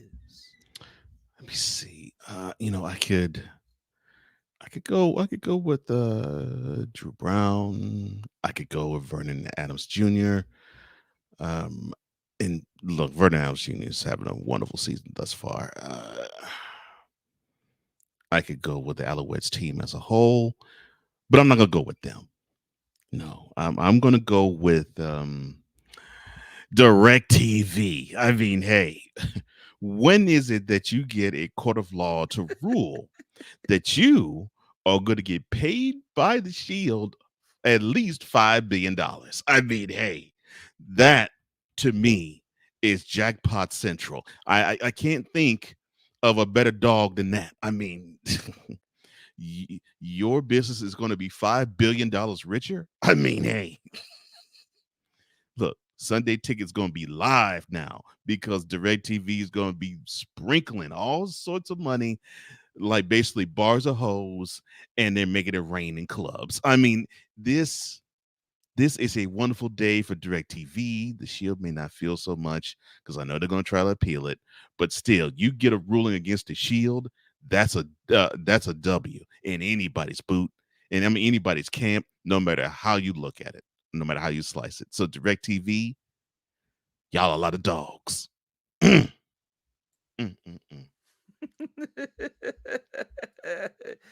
we will talk more about that here later in the show when it comes to MTV. Well, I would say MTV, but Sunday, MTV. the NFL Sunday night ticket.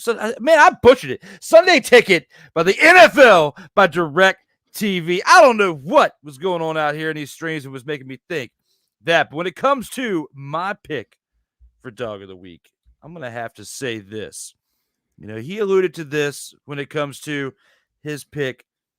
He could go this way or he could go that way.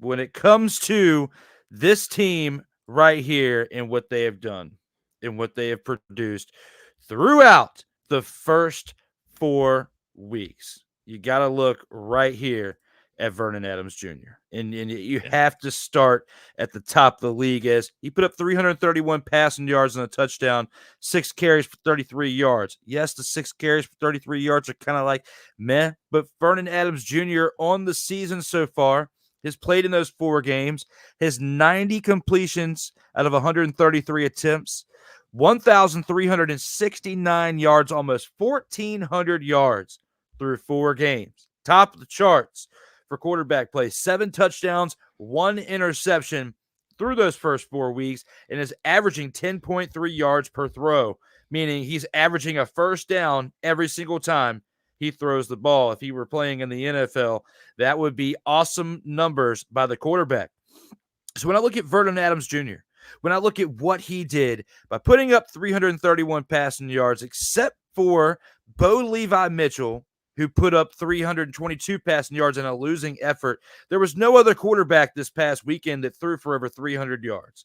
To do that in the CFL, which seems like it's more of a game that's consistent on the running part of it than it is for passing, the way that the rules and everything's set up with the way that you have to do more in 3 downs than you would because you had 4 on in NFL. You don't have 4 downs to a first down in CFL. To put up that type of production, when you have 3 downs to a first down, I've got to give it to this man right here, putting up nearly 1,400 yards through 4 weeks and putting up another 300-plus yard performance in this past week. I'm going with Vernon Adams Jr. as my pick for Dog of the Week. Yeah. And I cannot fault you for it. In fact, I wanted to roll that red carpet for you to do it. He deserves it. Because right now, I think he's the leading candidate for MVP in the CFL right now. Absolutely. And, you know, they've had some great play out of the Alouettes. But when it comes to their quarterback, though, and it comes to their running game, it hasn't been as consistent as Vernon Adams Jr. has for his team, and that being, you know, the BC Lions. So he's the big reason why they're 3-1. You know, Cody Fajardo has been consistent, but he's been turning the ball over a little bit more than what we've seen from Vernon Adams Jr. So because of that, I'm going to have to give that pick to him. And you had a great pick with the judge and the jury for the NFL Sunday Ticket. And my apologies again to the people in the streams for butchering it. I don't know if I call it Sunday Night Heat or Sunday Night, whatever it was for a second. My thoughts were not collectively. There's sometimes when I'm tired, I drift away. We already know about what my body's been through. So my apologies. And don't you worry, WQEE, you won't hear anything of what I just said when it came to what happened. But you guys in the streams live know what's up. Everybody out here, thank you so much for tuning in so far. Whether you're listening to us on WQEE 99.1 FM in Newman, Georgia, or if you're watching live on YouTube between Comey Media and or Sartoba Media, where the struggle is real to be awesome. We've gone through the first part of this show. We still have another 40 minutes left of it or so about. But when it comes to our next commercial break, after this last one, we'll see you here on the other side. Coming up next, the featured attractions. This is Total Football Talk. Comey Media Incorporated, creating content magic in the real world. In a world where chronicles of the past are brought to the streams, whether the content is relatable or completely beyond your realm of life, there is no shadow of a doubt that this show is absolutely full of shenanigans. Get ready for D Willy in the evening, this Sunday at 10:05 p.m. Eastern. exclusively on Sertoba Media, where the struggle is real to be awesome.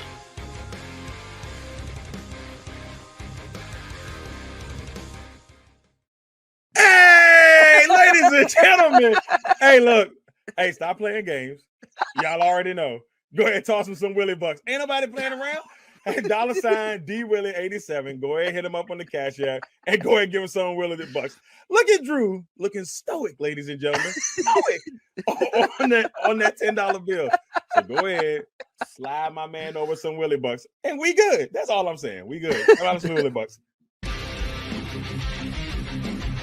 Sertoba Media, where the struggle is real to be awesome. Oh, yes. The tradition, the pageantry, the spectacle, the history, the slut. Wait. I gotta rep my brother's stuff right. All my DMV soldiers, stand up! And welcome to the Commander's Gridiron Report. You want your commanders to be repped right? Well, D Willy is your man. Commander's Gridiron Report. Every Tuesday at 11:05 a.m. Eastern, 10:05 a.m. Central on the Sertoba Media YouTube channel. Music by J. Cool. Where my soldiers, right side, commanders. Where my soldiers, left side, commanders.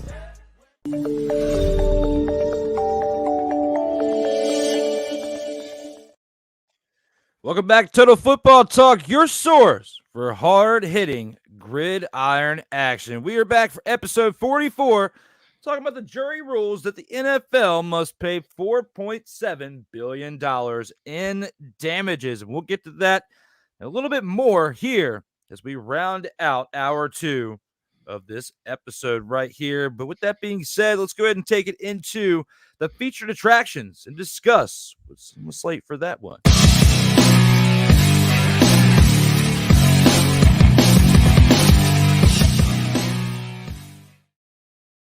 Starting it out with former NFL number 1 pick quarterback Jamarcus Russell, subject of lawsuit over high school's missing donation money.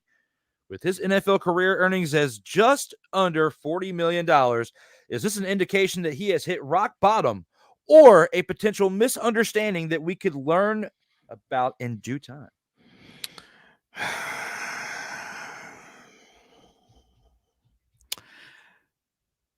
Can it be both?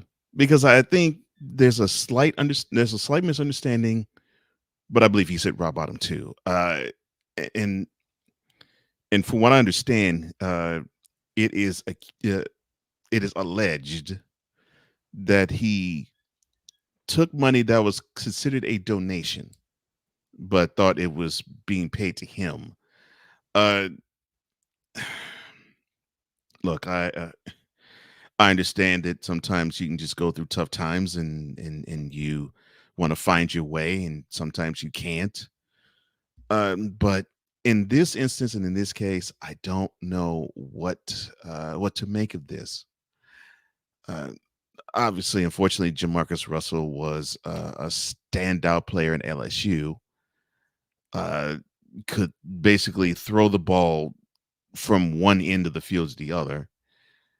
But unfortunately, when he got to the NFL, he just couldn't stop being on the lean, and he leaned his way out of the league.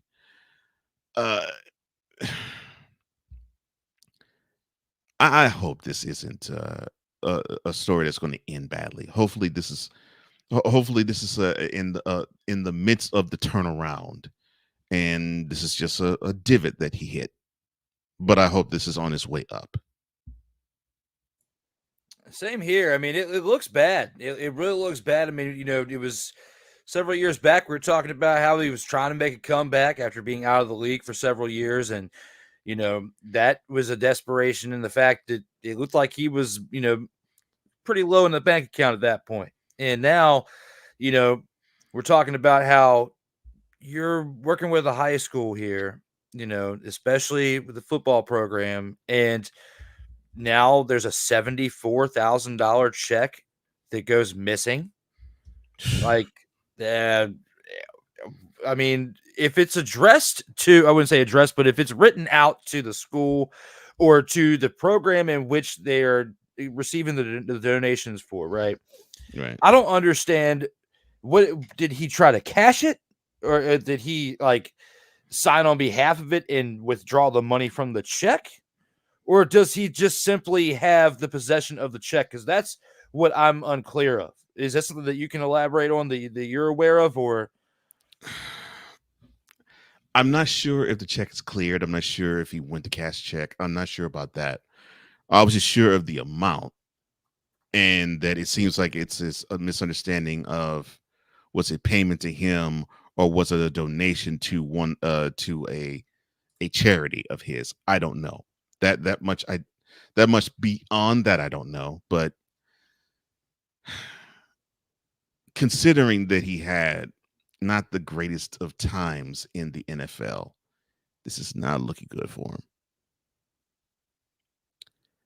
no, because I mean he was a volunteer coach, for Williamson High School, and is pretty much fired from a free job for taking money. I mean, that kind of it doesn't sound right. When you're fired from a free job for taking 5 digits worth of money. No, that's not right. That's very sad. And because everything that I read up on it, I couldn't whoa, hang on. So here it is. This is the part that I did miss in my research on it. So it says the former NFL quarterback is accused of depositing the check at a credit union and then withdrawing an estimated $55,000 of that $74,000. According to the lawsuit, Navigator Credit Union is now suing Russell for $55,000 because apparently the other 19 was recovered, but the 55 that he withdrew from the check has not been recovered. So that is the answer to the question that I had. So yes, in real time, that was the updated news that came out today. Based on that. That wasn't out based on when I put this slate together yesterday. So that is actually real-time news to this. So with that being said, because he was dumb enough to deposit the check and then withdraw 75% of it, we'll say is a hard number. What are your thoughts now on this topic? It's not looking good. It isn't. This is looking like stealing, and I don't want that. I don't want to say this about him. I don't want to think that about him. But you just don't ever want to see someone. And like you said, he was volunteering time, and you're thinking, okay, so he's trying to pour into the community. And you see this happen, it's not good at all. And I have a bad feeling in my stomach. I hate this, man. Dang. Former number 1 overall pick needed $55,000 that bad. What's he going to do with it? Gamble it and then put it back in and then think they could just take it and everything will be okay and make a profit off of it? That could be part of the issue too. Maybe he's got a gambling problem because how do you need $55,000 on hand that quick? Plus, I feel like the bank should have seen a red flag if you have a check that's addressed to somebody, well, not addressed, but issued to somebody else. You're signing on behalf. You're a volunteer coach at a high school. How did you even get your hands on it? There's so many red flags within the story. I feel like there's more than one person liable. And he could just be the scapegoat for it, but you were still dumb enough to deposit in your checking account and then withdraw it. There's just too many red flags in the story. Yeah.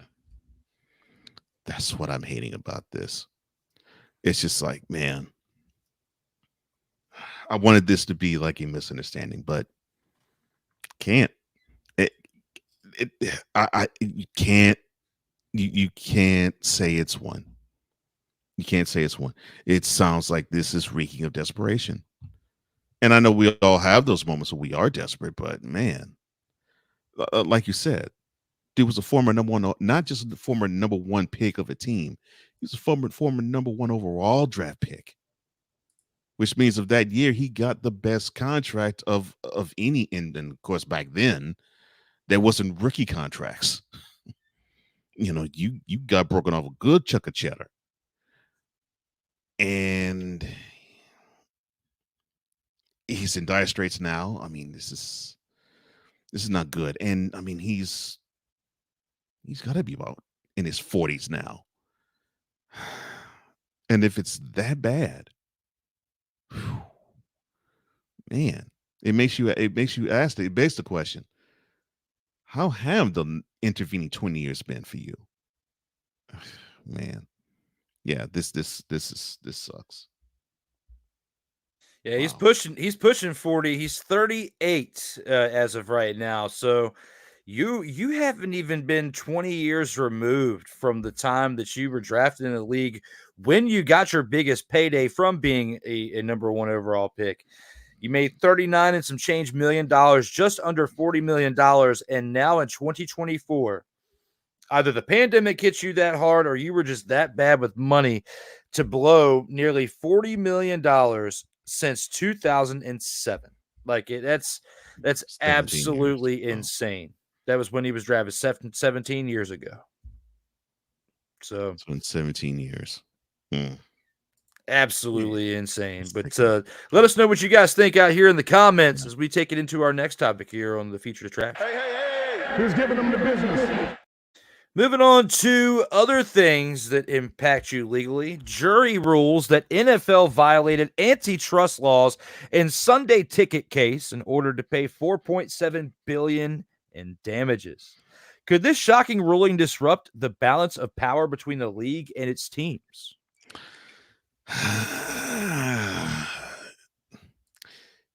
Since the owners seem to be in lockstep with the league, I don't think it will for the moment. It would have to take someone from the lower end of the ownership tree, you know, like a small market team, and having that person be influential to influence probably half of the NFL markets, the 16 smaller markets, in order to actually have this happen. I don't think they'd have enough sway with the owners to do that. When you have Gerald and Robert Kraft and the Mara family, basically to be the power brokers of the league, and they pretty much like how the league is running now. No, I don't think the balance of power between the league and its teams is going to change much. It may change a little, but I don't think it's going to change much. It's going to affect Vegas. That's going to be somewhere that it affects that team, the Las Vegas Raiders, based on when you think about how that field is designed. And there's a lot of TVs, a lot of things that are being broadcasted, not just through their simulcast feed that's going to the game. They're actually taking the exact feed from wherever it's being broadcasted to Fox, CBS, and putting it in several areas of the stadium because of the way that stadium's designed. There's multiple things that you can do at the Las Vegas Raiders Stadium and the way that it's designed as big as it is. So when I think about that, and the things I've read up on when it comes to how this can be the trickle-down effect, if any team is affected the most, I think it's the Raiders and teams with newer stadiums that rely heavily on the content from those produced games, whether it's on Fox, whether it's on CBS, whether it's on ESPN for Monday night, whether it's NBC Sunday night game, and they're hosting it. Fields like, places like Jerry World, Gerald, like you said, here for the Cowboys. I mean, I think teams with the newer, more state-of-the-art stadiums that have a lot of different TVs, suites, and things that rely on these feeds coming through and Sunday tickets out there and now getting the hammer drop down on them, I think it could affect them a little bit. But and maybe somewhat of the revenue from that, all that too, is basically where I'm alluding to with that. But when we reel it back in and think about the fact that it took this type of move to really drop the hammer down, as the NFL has basically controlled what we've watched and certain markets have controlled what we've watched, I think they have no choice but to mix it up a little bit more based on wherever your market is for whatever time slot that those games are ushered in for those weeks. Yeah. I am interested from the broadcasting aspect of things, how it will play out. Because to me, the teams, which it's never really talked about, but they get a good chunk of that cheddar. Now, could it be that the influence of the balance of power could be, all right, Cowboys, you get this much because the attention on your team is greater than, say, I don't know, like the Panthers right now. We lowly folks in Charlotte, we don't get focused on all that much, and we were okay with how it is. But I think, considering that now the league's gonna be $5 billion poor, maybe we can get a little bit of that. I'm not sure if someone like a Dave Tepper is willing to do that, but it's going to have to take something of that nature for it to happen. But it is interesting, though. Yeah, it definitely is. And we'll have to see how things pan out, beyond this season, especially when media rights deals and all that stuff come to play, for things such as a Sunday ticket, such as other networks that host these NFL games on a regular basis, Peacock, all sorts of different things, Amazon Prime. This could have a trickle-down effect when it comes to how they do business with the NFL moving forward after what we've seen with this lawsuit and potentially other things that can come into fruition after this as well. Hey, who's giving them the business?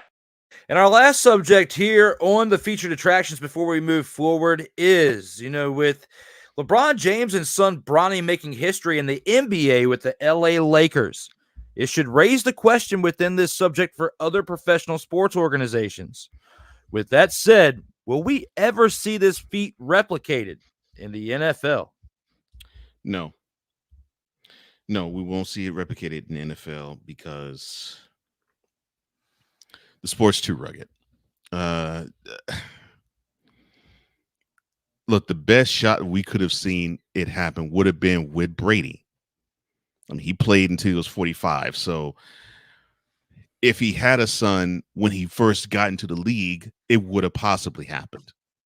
But his son's, I think the oldest one is in his teens. So that wasn't going to happen unless he decided to be into his 50s. And his son he's 16. Yeah. So no, I don't think you'll see it. But if you do, to me, with the NFL, it would have to be a player who is probably my age, and I'm 51. So I mean, it would have to be someone who was actually still playing the NFL into his 50s for it to actually take place and happen, or it had to be one of the Antonio Cromartie's kids. But Antonio Cromartie would have to be playing. But I think he was shooting clubs up in his 20s, not in his teens. So other than that, it would have to be someone who actually is coming into the game as a father, and his son would have to be about 4, 5, or 6. Which, yeah, that happens, but more than likely, it's seemingly when the family gets a taste of that NFL life, if the guy plays a long time, more than likely the offspring is wanting to not play football. Probably in part because the game is violent, probably in part because the player is basically saying this isn't how you want to make a living. You should make a living using your brain instead of using your body. In part because, well, sometimes when you have sons, they want to do something opposite of what their father is doing. I don't see it. I don't think we'll see it. The closest we'll see is, and we've seen this already, coaching. Like Bill Belichick and his son on the same sideline. Marty Schottenheimer and his son on the same sideline. The Ryans. I mean, that's the closest I think you'll ever see it happen. Or the father is the coach and the son's the player. You could probably see that. But the father and son being teammates, no. I don't think you'll see that. The closest that we got, besides Brady, and surprisingly, came from the running back position. When you think about the fact that Frank Gore Sr. played till 2020, which is retired after the 2020 season, and his son Frank Gore Jr. it just got into the league this year as he signed as an undrafted free agent with the Buffalo Bills. That's probably, I would say, the closest that we will get, and ironically, at one of the toughest positions that you could say being the running back position. When you think about the abuse that you take, from all of the wear and tear from running on the ground, because Frank Gore played all those years and mustered up a lot of yards and played late, very, very late into life. I mean, he started out in the 2000s. I mean, look at what Frank Gore did when he started out in 2005 for the San Francisco 49ers and played there for 10 years and continued to play as he had a 16-year career when he retired with the New York Jets after the 2020 COVID year. He's now, with the San Francisco 49ers as a football advisor and advising them to sign his son in the 2024 offseason. As you got to look at the talents that what can be passed down from one Gore to another. But yes, Frank Gore Jr. signed with the Buffalo Bills as an undrafted free agent, and Gore Sr. praised the Bills general manager Brandon Beane for signing him, calling him the real deal and promising that Gore Jr. would live up to his family name. And, he's part of that bloodline for real is what he was basically saying. Now, right. That's the closest that we will ever get to, I believe, when they're only 4 years apart from playing. And you talked about how grueling the game is, how taxing it can be on your body. Tom Brady played till 45. His son now is like maybe 16 or 17. And Tom Brady retired after the 2 previous seasons ago, after the 2022 season. So his son would have been 14, maybe 15 years old. And Brady played for 23 years. So Brady was 6 to 7 to 8 years into his career before he had his first kid. Okay. Around that time it was around the time of the perfect season, I believe, when they lost to the Giants in the Super Bowl. So maybe a year or two off from that. Still, he still had played for many years into the league before he had his first kid. And at that point, he had no idea that he was going to be gunning for 20 plus years in the league. When LeBron had his kid in 2004, when Bronny was born, he was still in his rookie year or was ending his rookie year. In his rookie season. And his goal was to play for 20 years. And if he could get to that point, knowing that he had just signed or not signed, but been drafted at 18 years old, that there was a good chance that his heir apparent, Junior, could have an opportunity if he had the similar career path that his dad did, being 18, 19 years old. At that point, would have to play a year of college, but get enough recognition to get him into the league. Maybe he might have pulled some strings and made it work out the way he did to where they're on the same team.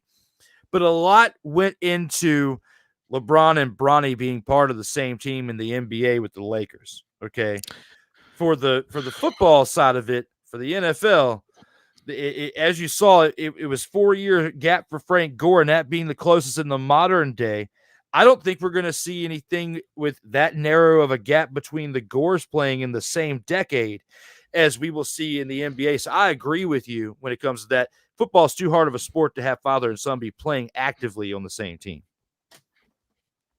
And then on top of that, in the NBA, I think now you can actually come straight to the pros again now, or play a year in college. So you can be in the league at 19. The only way you could be in the NFL at 19 is if you got to play college football at 15 or 16. That's the only way you can do it, because I think there's a hard and fast rule for NFL draftees that they must be 3 years removed from high school ball in order to be considered draftable. So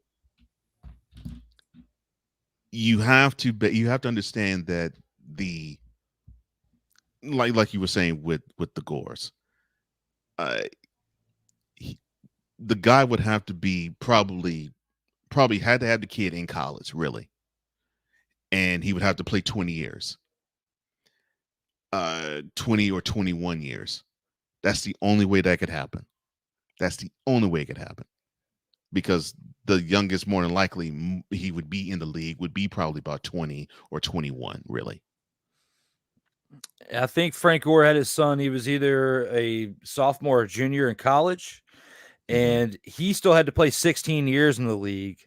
And it was 4 years after he was out of the league. So, because his son's like 22, 23 years old. So thinking about all that, and again, it's still amazing that a father who played running back, because I mean, a 16-year career out of a quarterback isn't really unprecedented anymore. But out of a running back, to even get to 10 years is remarkable, thinking about the punishment that they take, because they're a flash in the pan with their greatness because of the abuse that they take. Frank Gore is one tough expletive to be. Yes, he is. At that point, 16 years in, and to even play in the same decade as his son. Might be a few years apart, but still very, very impressive. And that's what we both look at when it comes to this question and this topic right here. Hey, who's giving them the business? With that being said, it is time for my favorite part of the week.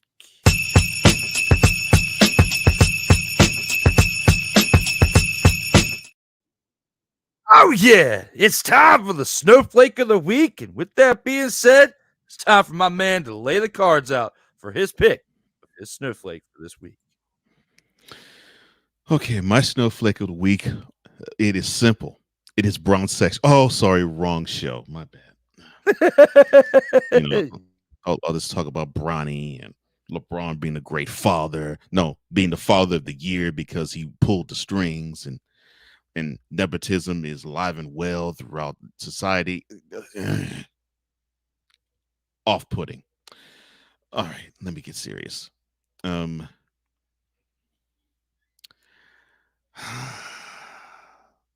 well, I know this is the wrong time to do this, but shout out to Jordan Love being engaged. Shout out to Dak Prescott for beating that sexual assault charge. Let me see. Who do I want to put as the snowflake of the week? I think I'm gonna have to go. Oh, all right. I think I'm going to go to Tiger Cats defense.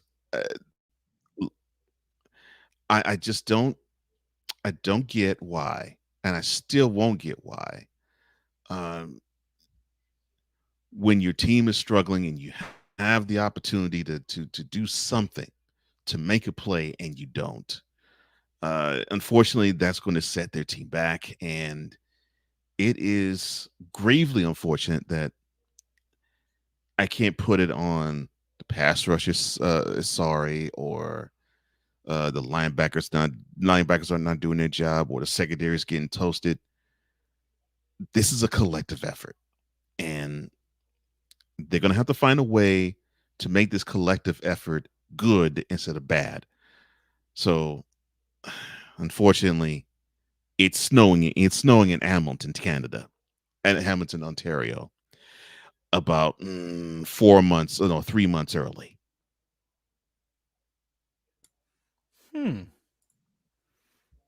Those Tiger Kitties, man.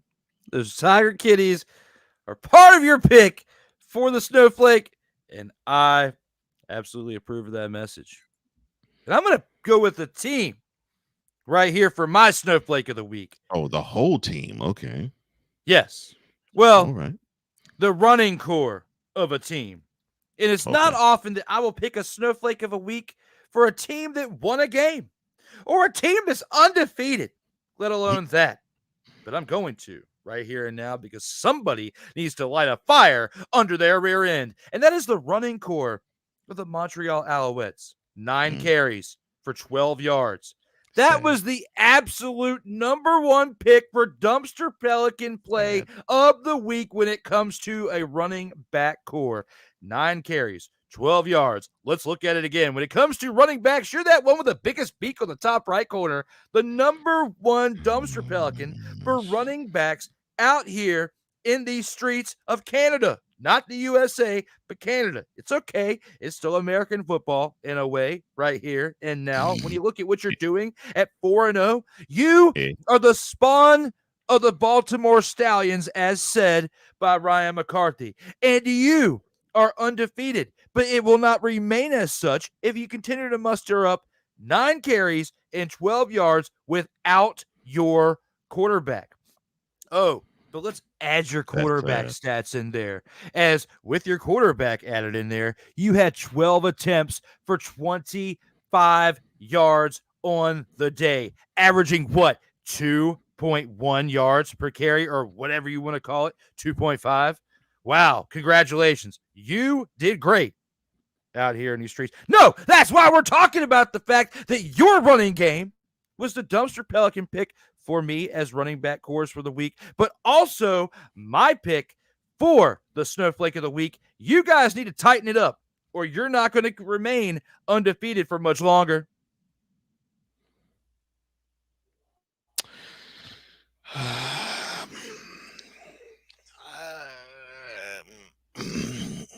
I can't fault you for that one. On the money. Acknowledge me. Man, it's gonna be great to see him back this month. But unlike most people, I've always been a Roman Reigns fan. But this is not that show. I'm 100% with you. I'm 100% with you. I appreciate it, brother. You had a great pick, too. I just don't like that running attack at all. No, thank you, man. I just don't like that running attack at all. And you know, I've said it since week 1. I've not liked the Alouettes running attack. And you said it. You said the line that I was wanting to hear. You don't fix this. It's going to become a problem sooner. It's going to become a problem later.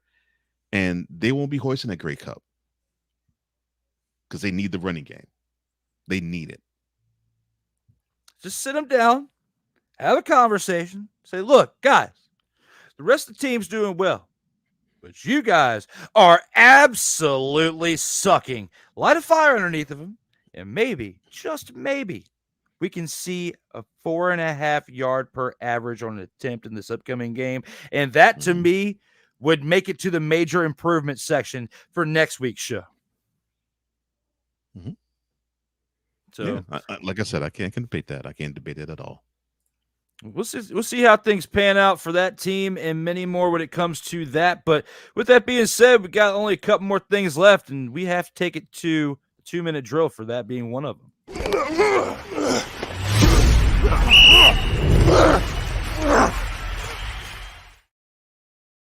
Here, Cole, for the 2-minute drill, CFL Week 5 action. And we talked about it earlier how the Edmonton Elks, who were 0-4 through the first 4 weeks, get a break from getting the smackdown laid on them as they have a bye in Week 5. But this Thursday on 4th of July, at 9 o'clock p.m. Eastern time, as we will be looking at fireworks out here in these streets, the CFL will be producing its own fireworks as Toronto Argonauts, who are 2-1, travel to take on the Saskatchewan Roughriders, who are back from their bye week from the previous week. are 3-0 and ready to layeth the smackdown on the Toronto Argonauts, who just lost this past week. Now 2-1 coming into this game as they've had a bye as well. Looking at this right here and now. My apologies. Toronto Argonauts 3-1. Looking at this right here. The Argonauts, are they going to beat the Saskatchewan Roughriders, or will the Roughriders come out here and remain hot and take the home win?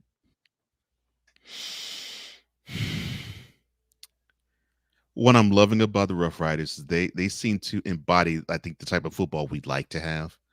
That defense that gets after you, and the offense that is spurred by the running game.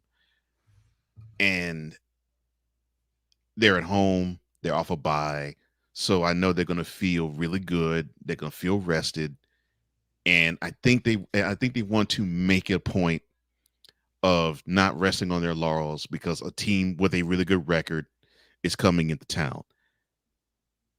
And although the Argonauts, when they put things together, they're good, the Alouettes made them look rather pedestrian.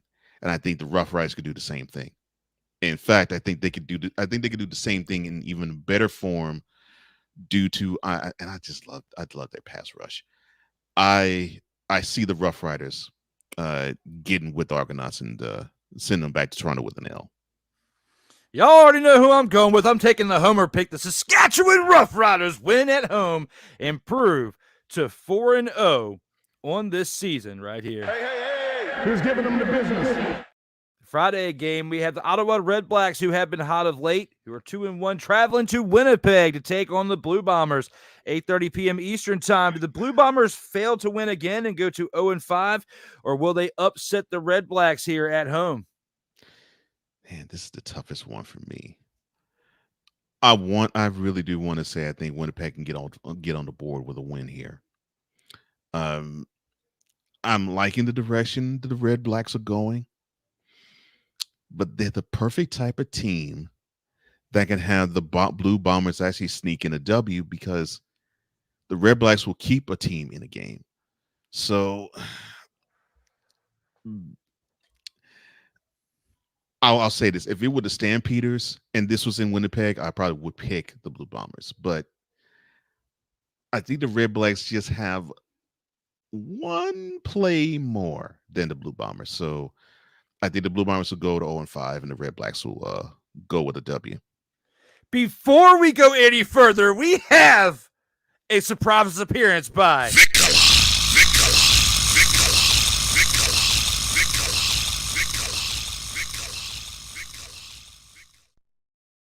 somebody put him on the milk carton and told him that we have been looking for him as he is here in the comments, Victor, and just made my day. Victor, Drew has put you on milk cartons. He put out APBs off for you. I don't know why. He just felt as though that you just all of a sudden disappeared. He says, "Gentlemen, I'm so sorry for being MIA. Bow before Sensei Drew and the EP of all EPs, Cole Johnson." Well, it's good to see you, brother. But yes, Drew has been concerned on air. But it's good to see you. You know it's not a total Surprise, motherfucker. We missed you, Vicola. We missed you. And you are back. So now I can delete my statement. Delete!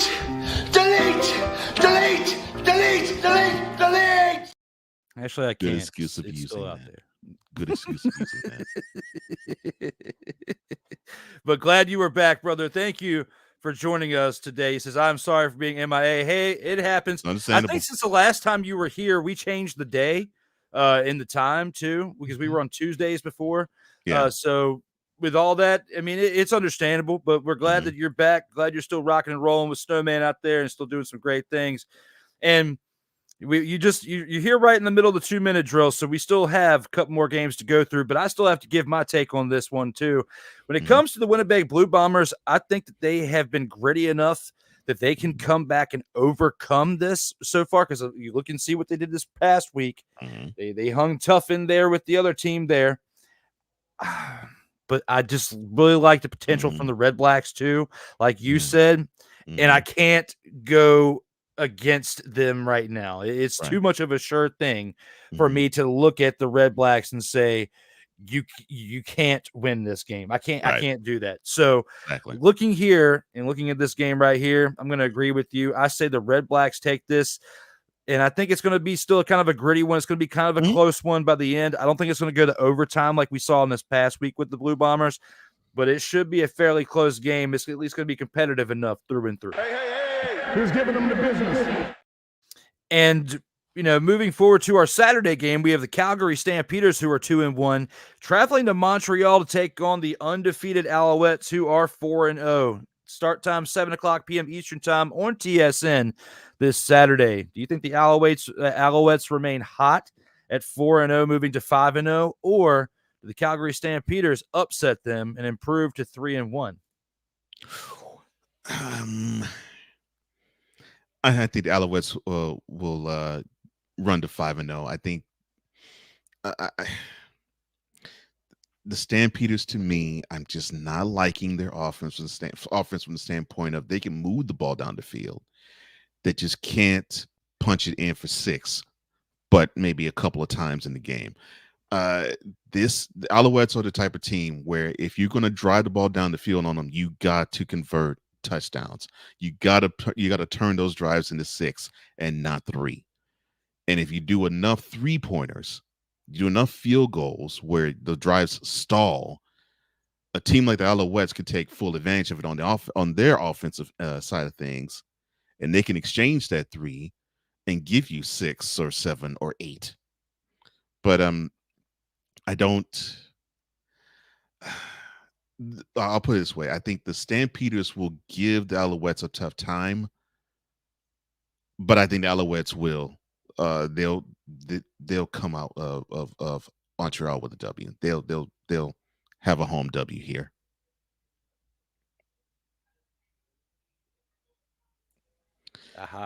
If the Alouettes come out like they did this past week and put up without their quarterback 9 carries for 12 yards, we're gonna see them take their first major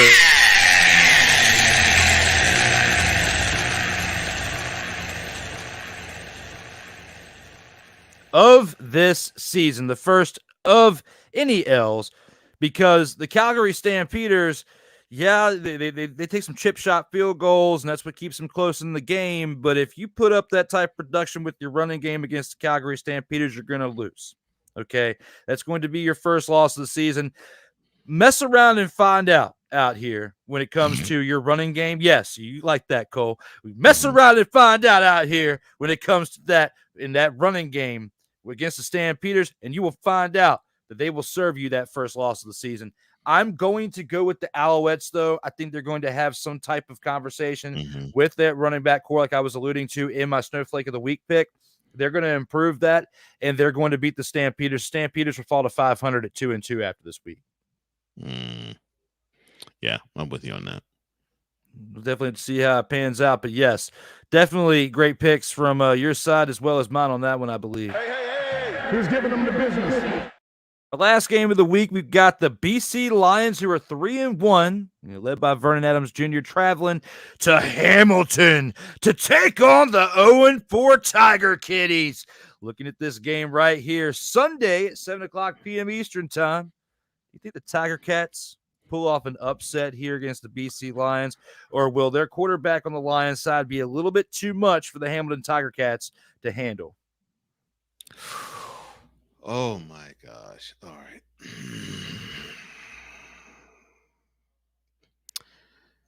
I'm loving what Vernon Adams is doing. I'm loving the fact that he's just leaving scorched earth with secondaries. I'm loving that. And he's playing a team where he could probably eat and feast off of that secondary and the defensive line. Oh man. But I think it's just going to have to be one of those times where I believe we might have to see that scratching and clawing from the Tiger Cats actually pay off. They're at home. I think they're going to give you a W. I think we're going to see the upset, and I'm only saying that because I'm not all the way sold on the Lions defense, but I think the Tiger Cats offensively can hang enough with the Lions to where I think they can probably make that one extra play that the Lions don't in this one. So Cole is going with the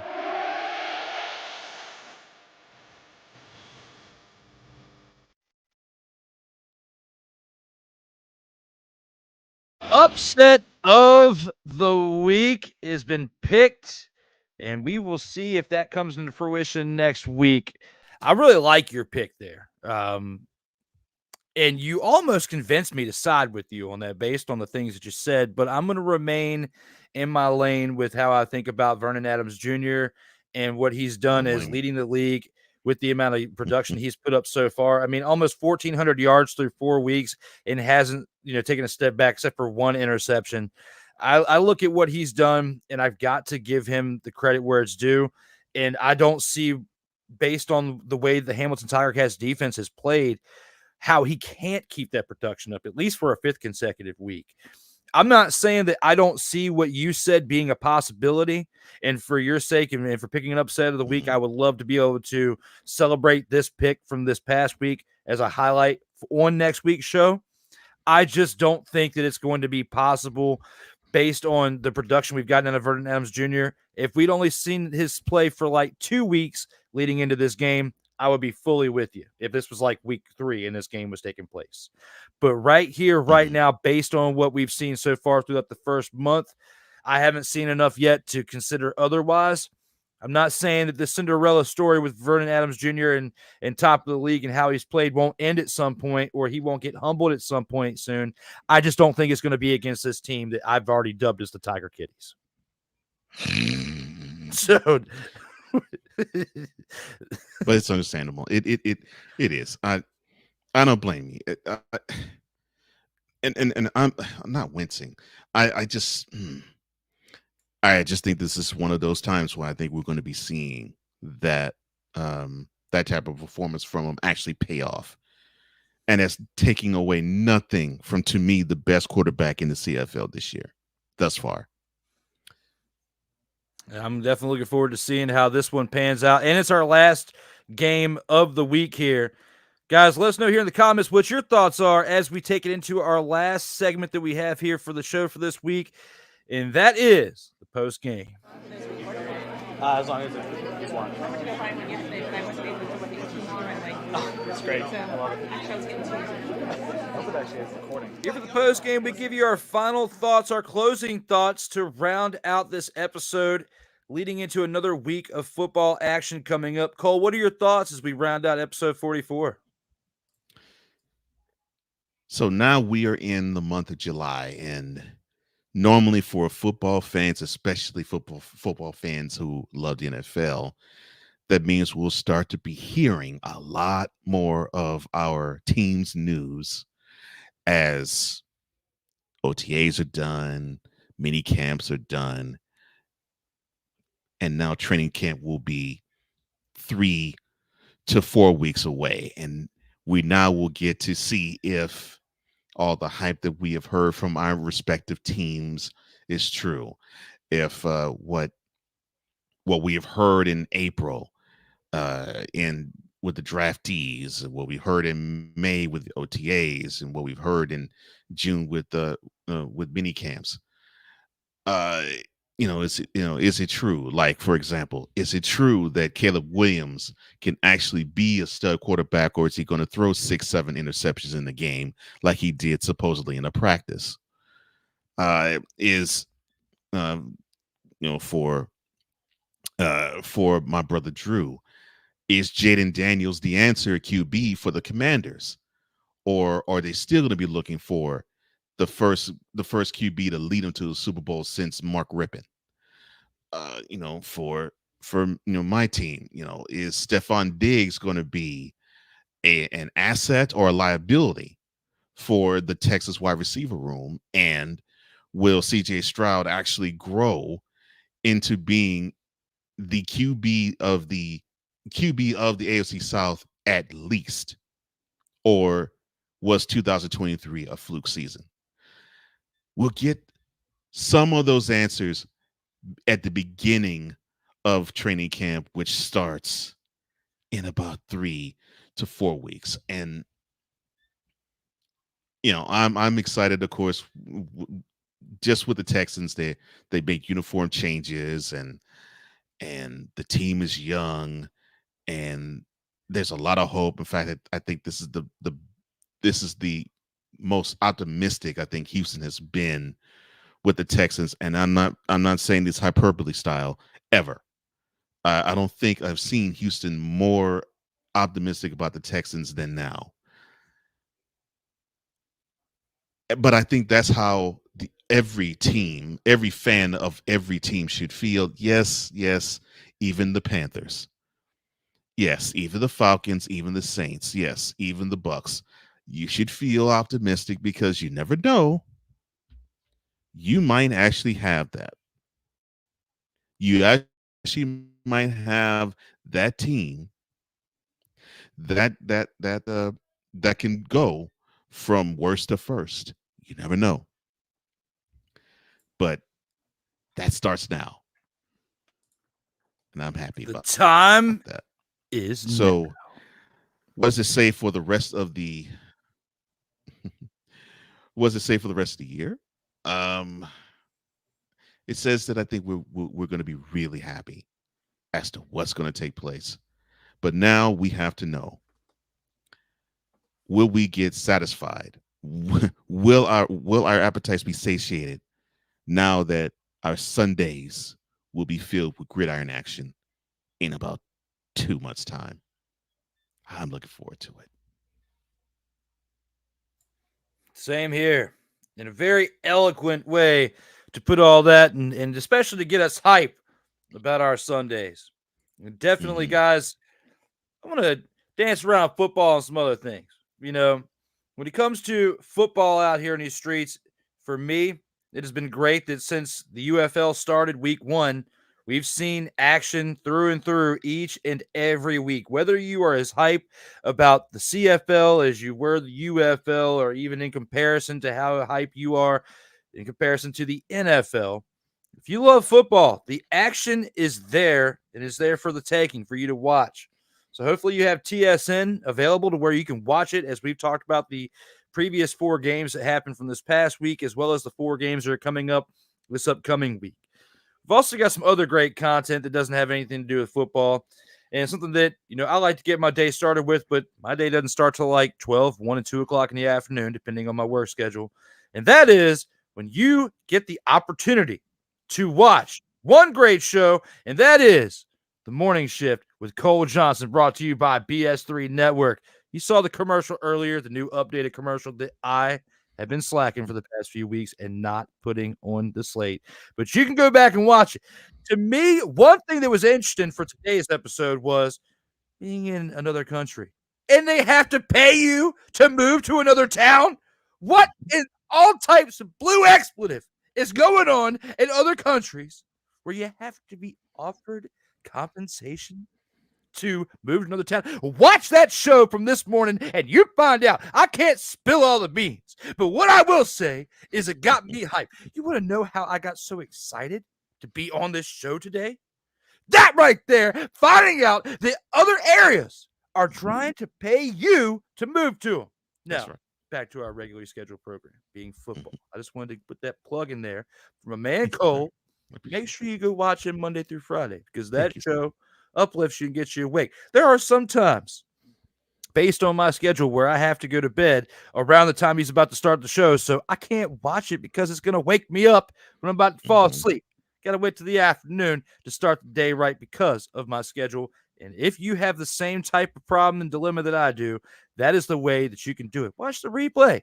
Then you can still talk about it and stay relevant with the times. But now here with football, when it comes to the CFL, when it comes to the UFL and the NFL, we've brought you news from all 3 different professional sports when it comes to American football and Canadian football, still with a sprinkle of American rules here and there. But got to look at Christian McCaffrey getting married. Apparently, you've got, the coach, Shundahan is what I'm going to say. He's about to get shunned if he doesn't turn some things around here soon. Sporting a new look, trying to stay hip with his teammates but his coaching staff and his players on the team. I think you need to dial it back a little bit, old Shundy, because if you don't get a Super Bowl here really soon with the talented squad that you have in San Francisco, again, your nickname that I gave your father back in the day when he was ousted from Washington is going to resonate and move to the next generation, and that is you. If you do not turn it around for the people out there who are fans of the team, people out there who are part of the team, people out there who cover the team, Shundy, get it together. That is part of my final take here when it comes to this show on episode 44. And again, we have been part of episode 44. We talked about the jury rules that the NFL must pay $4.7 billion in damages. If you're just tuning in, make sure you go back for the replay.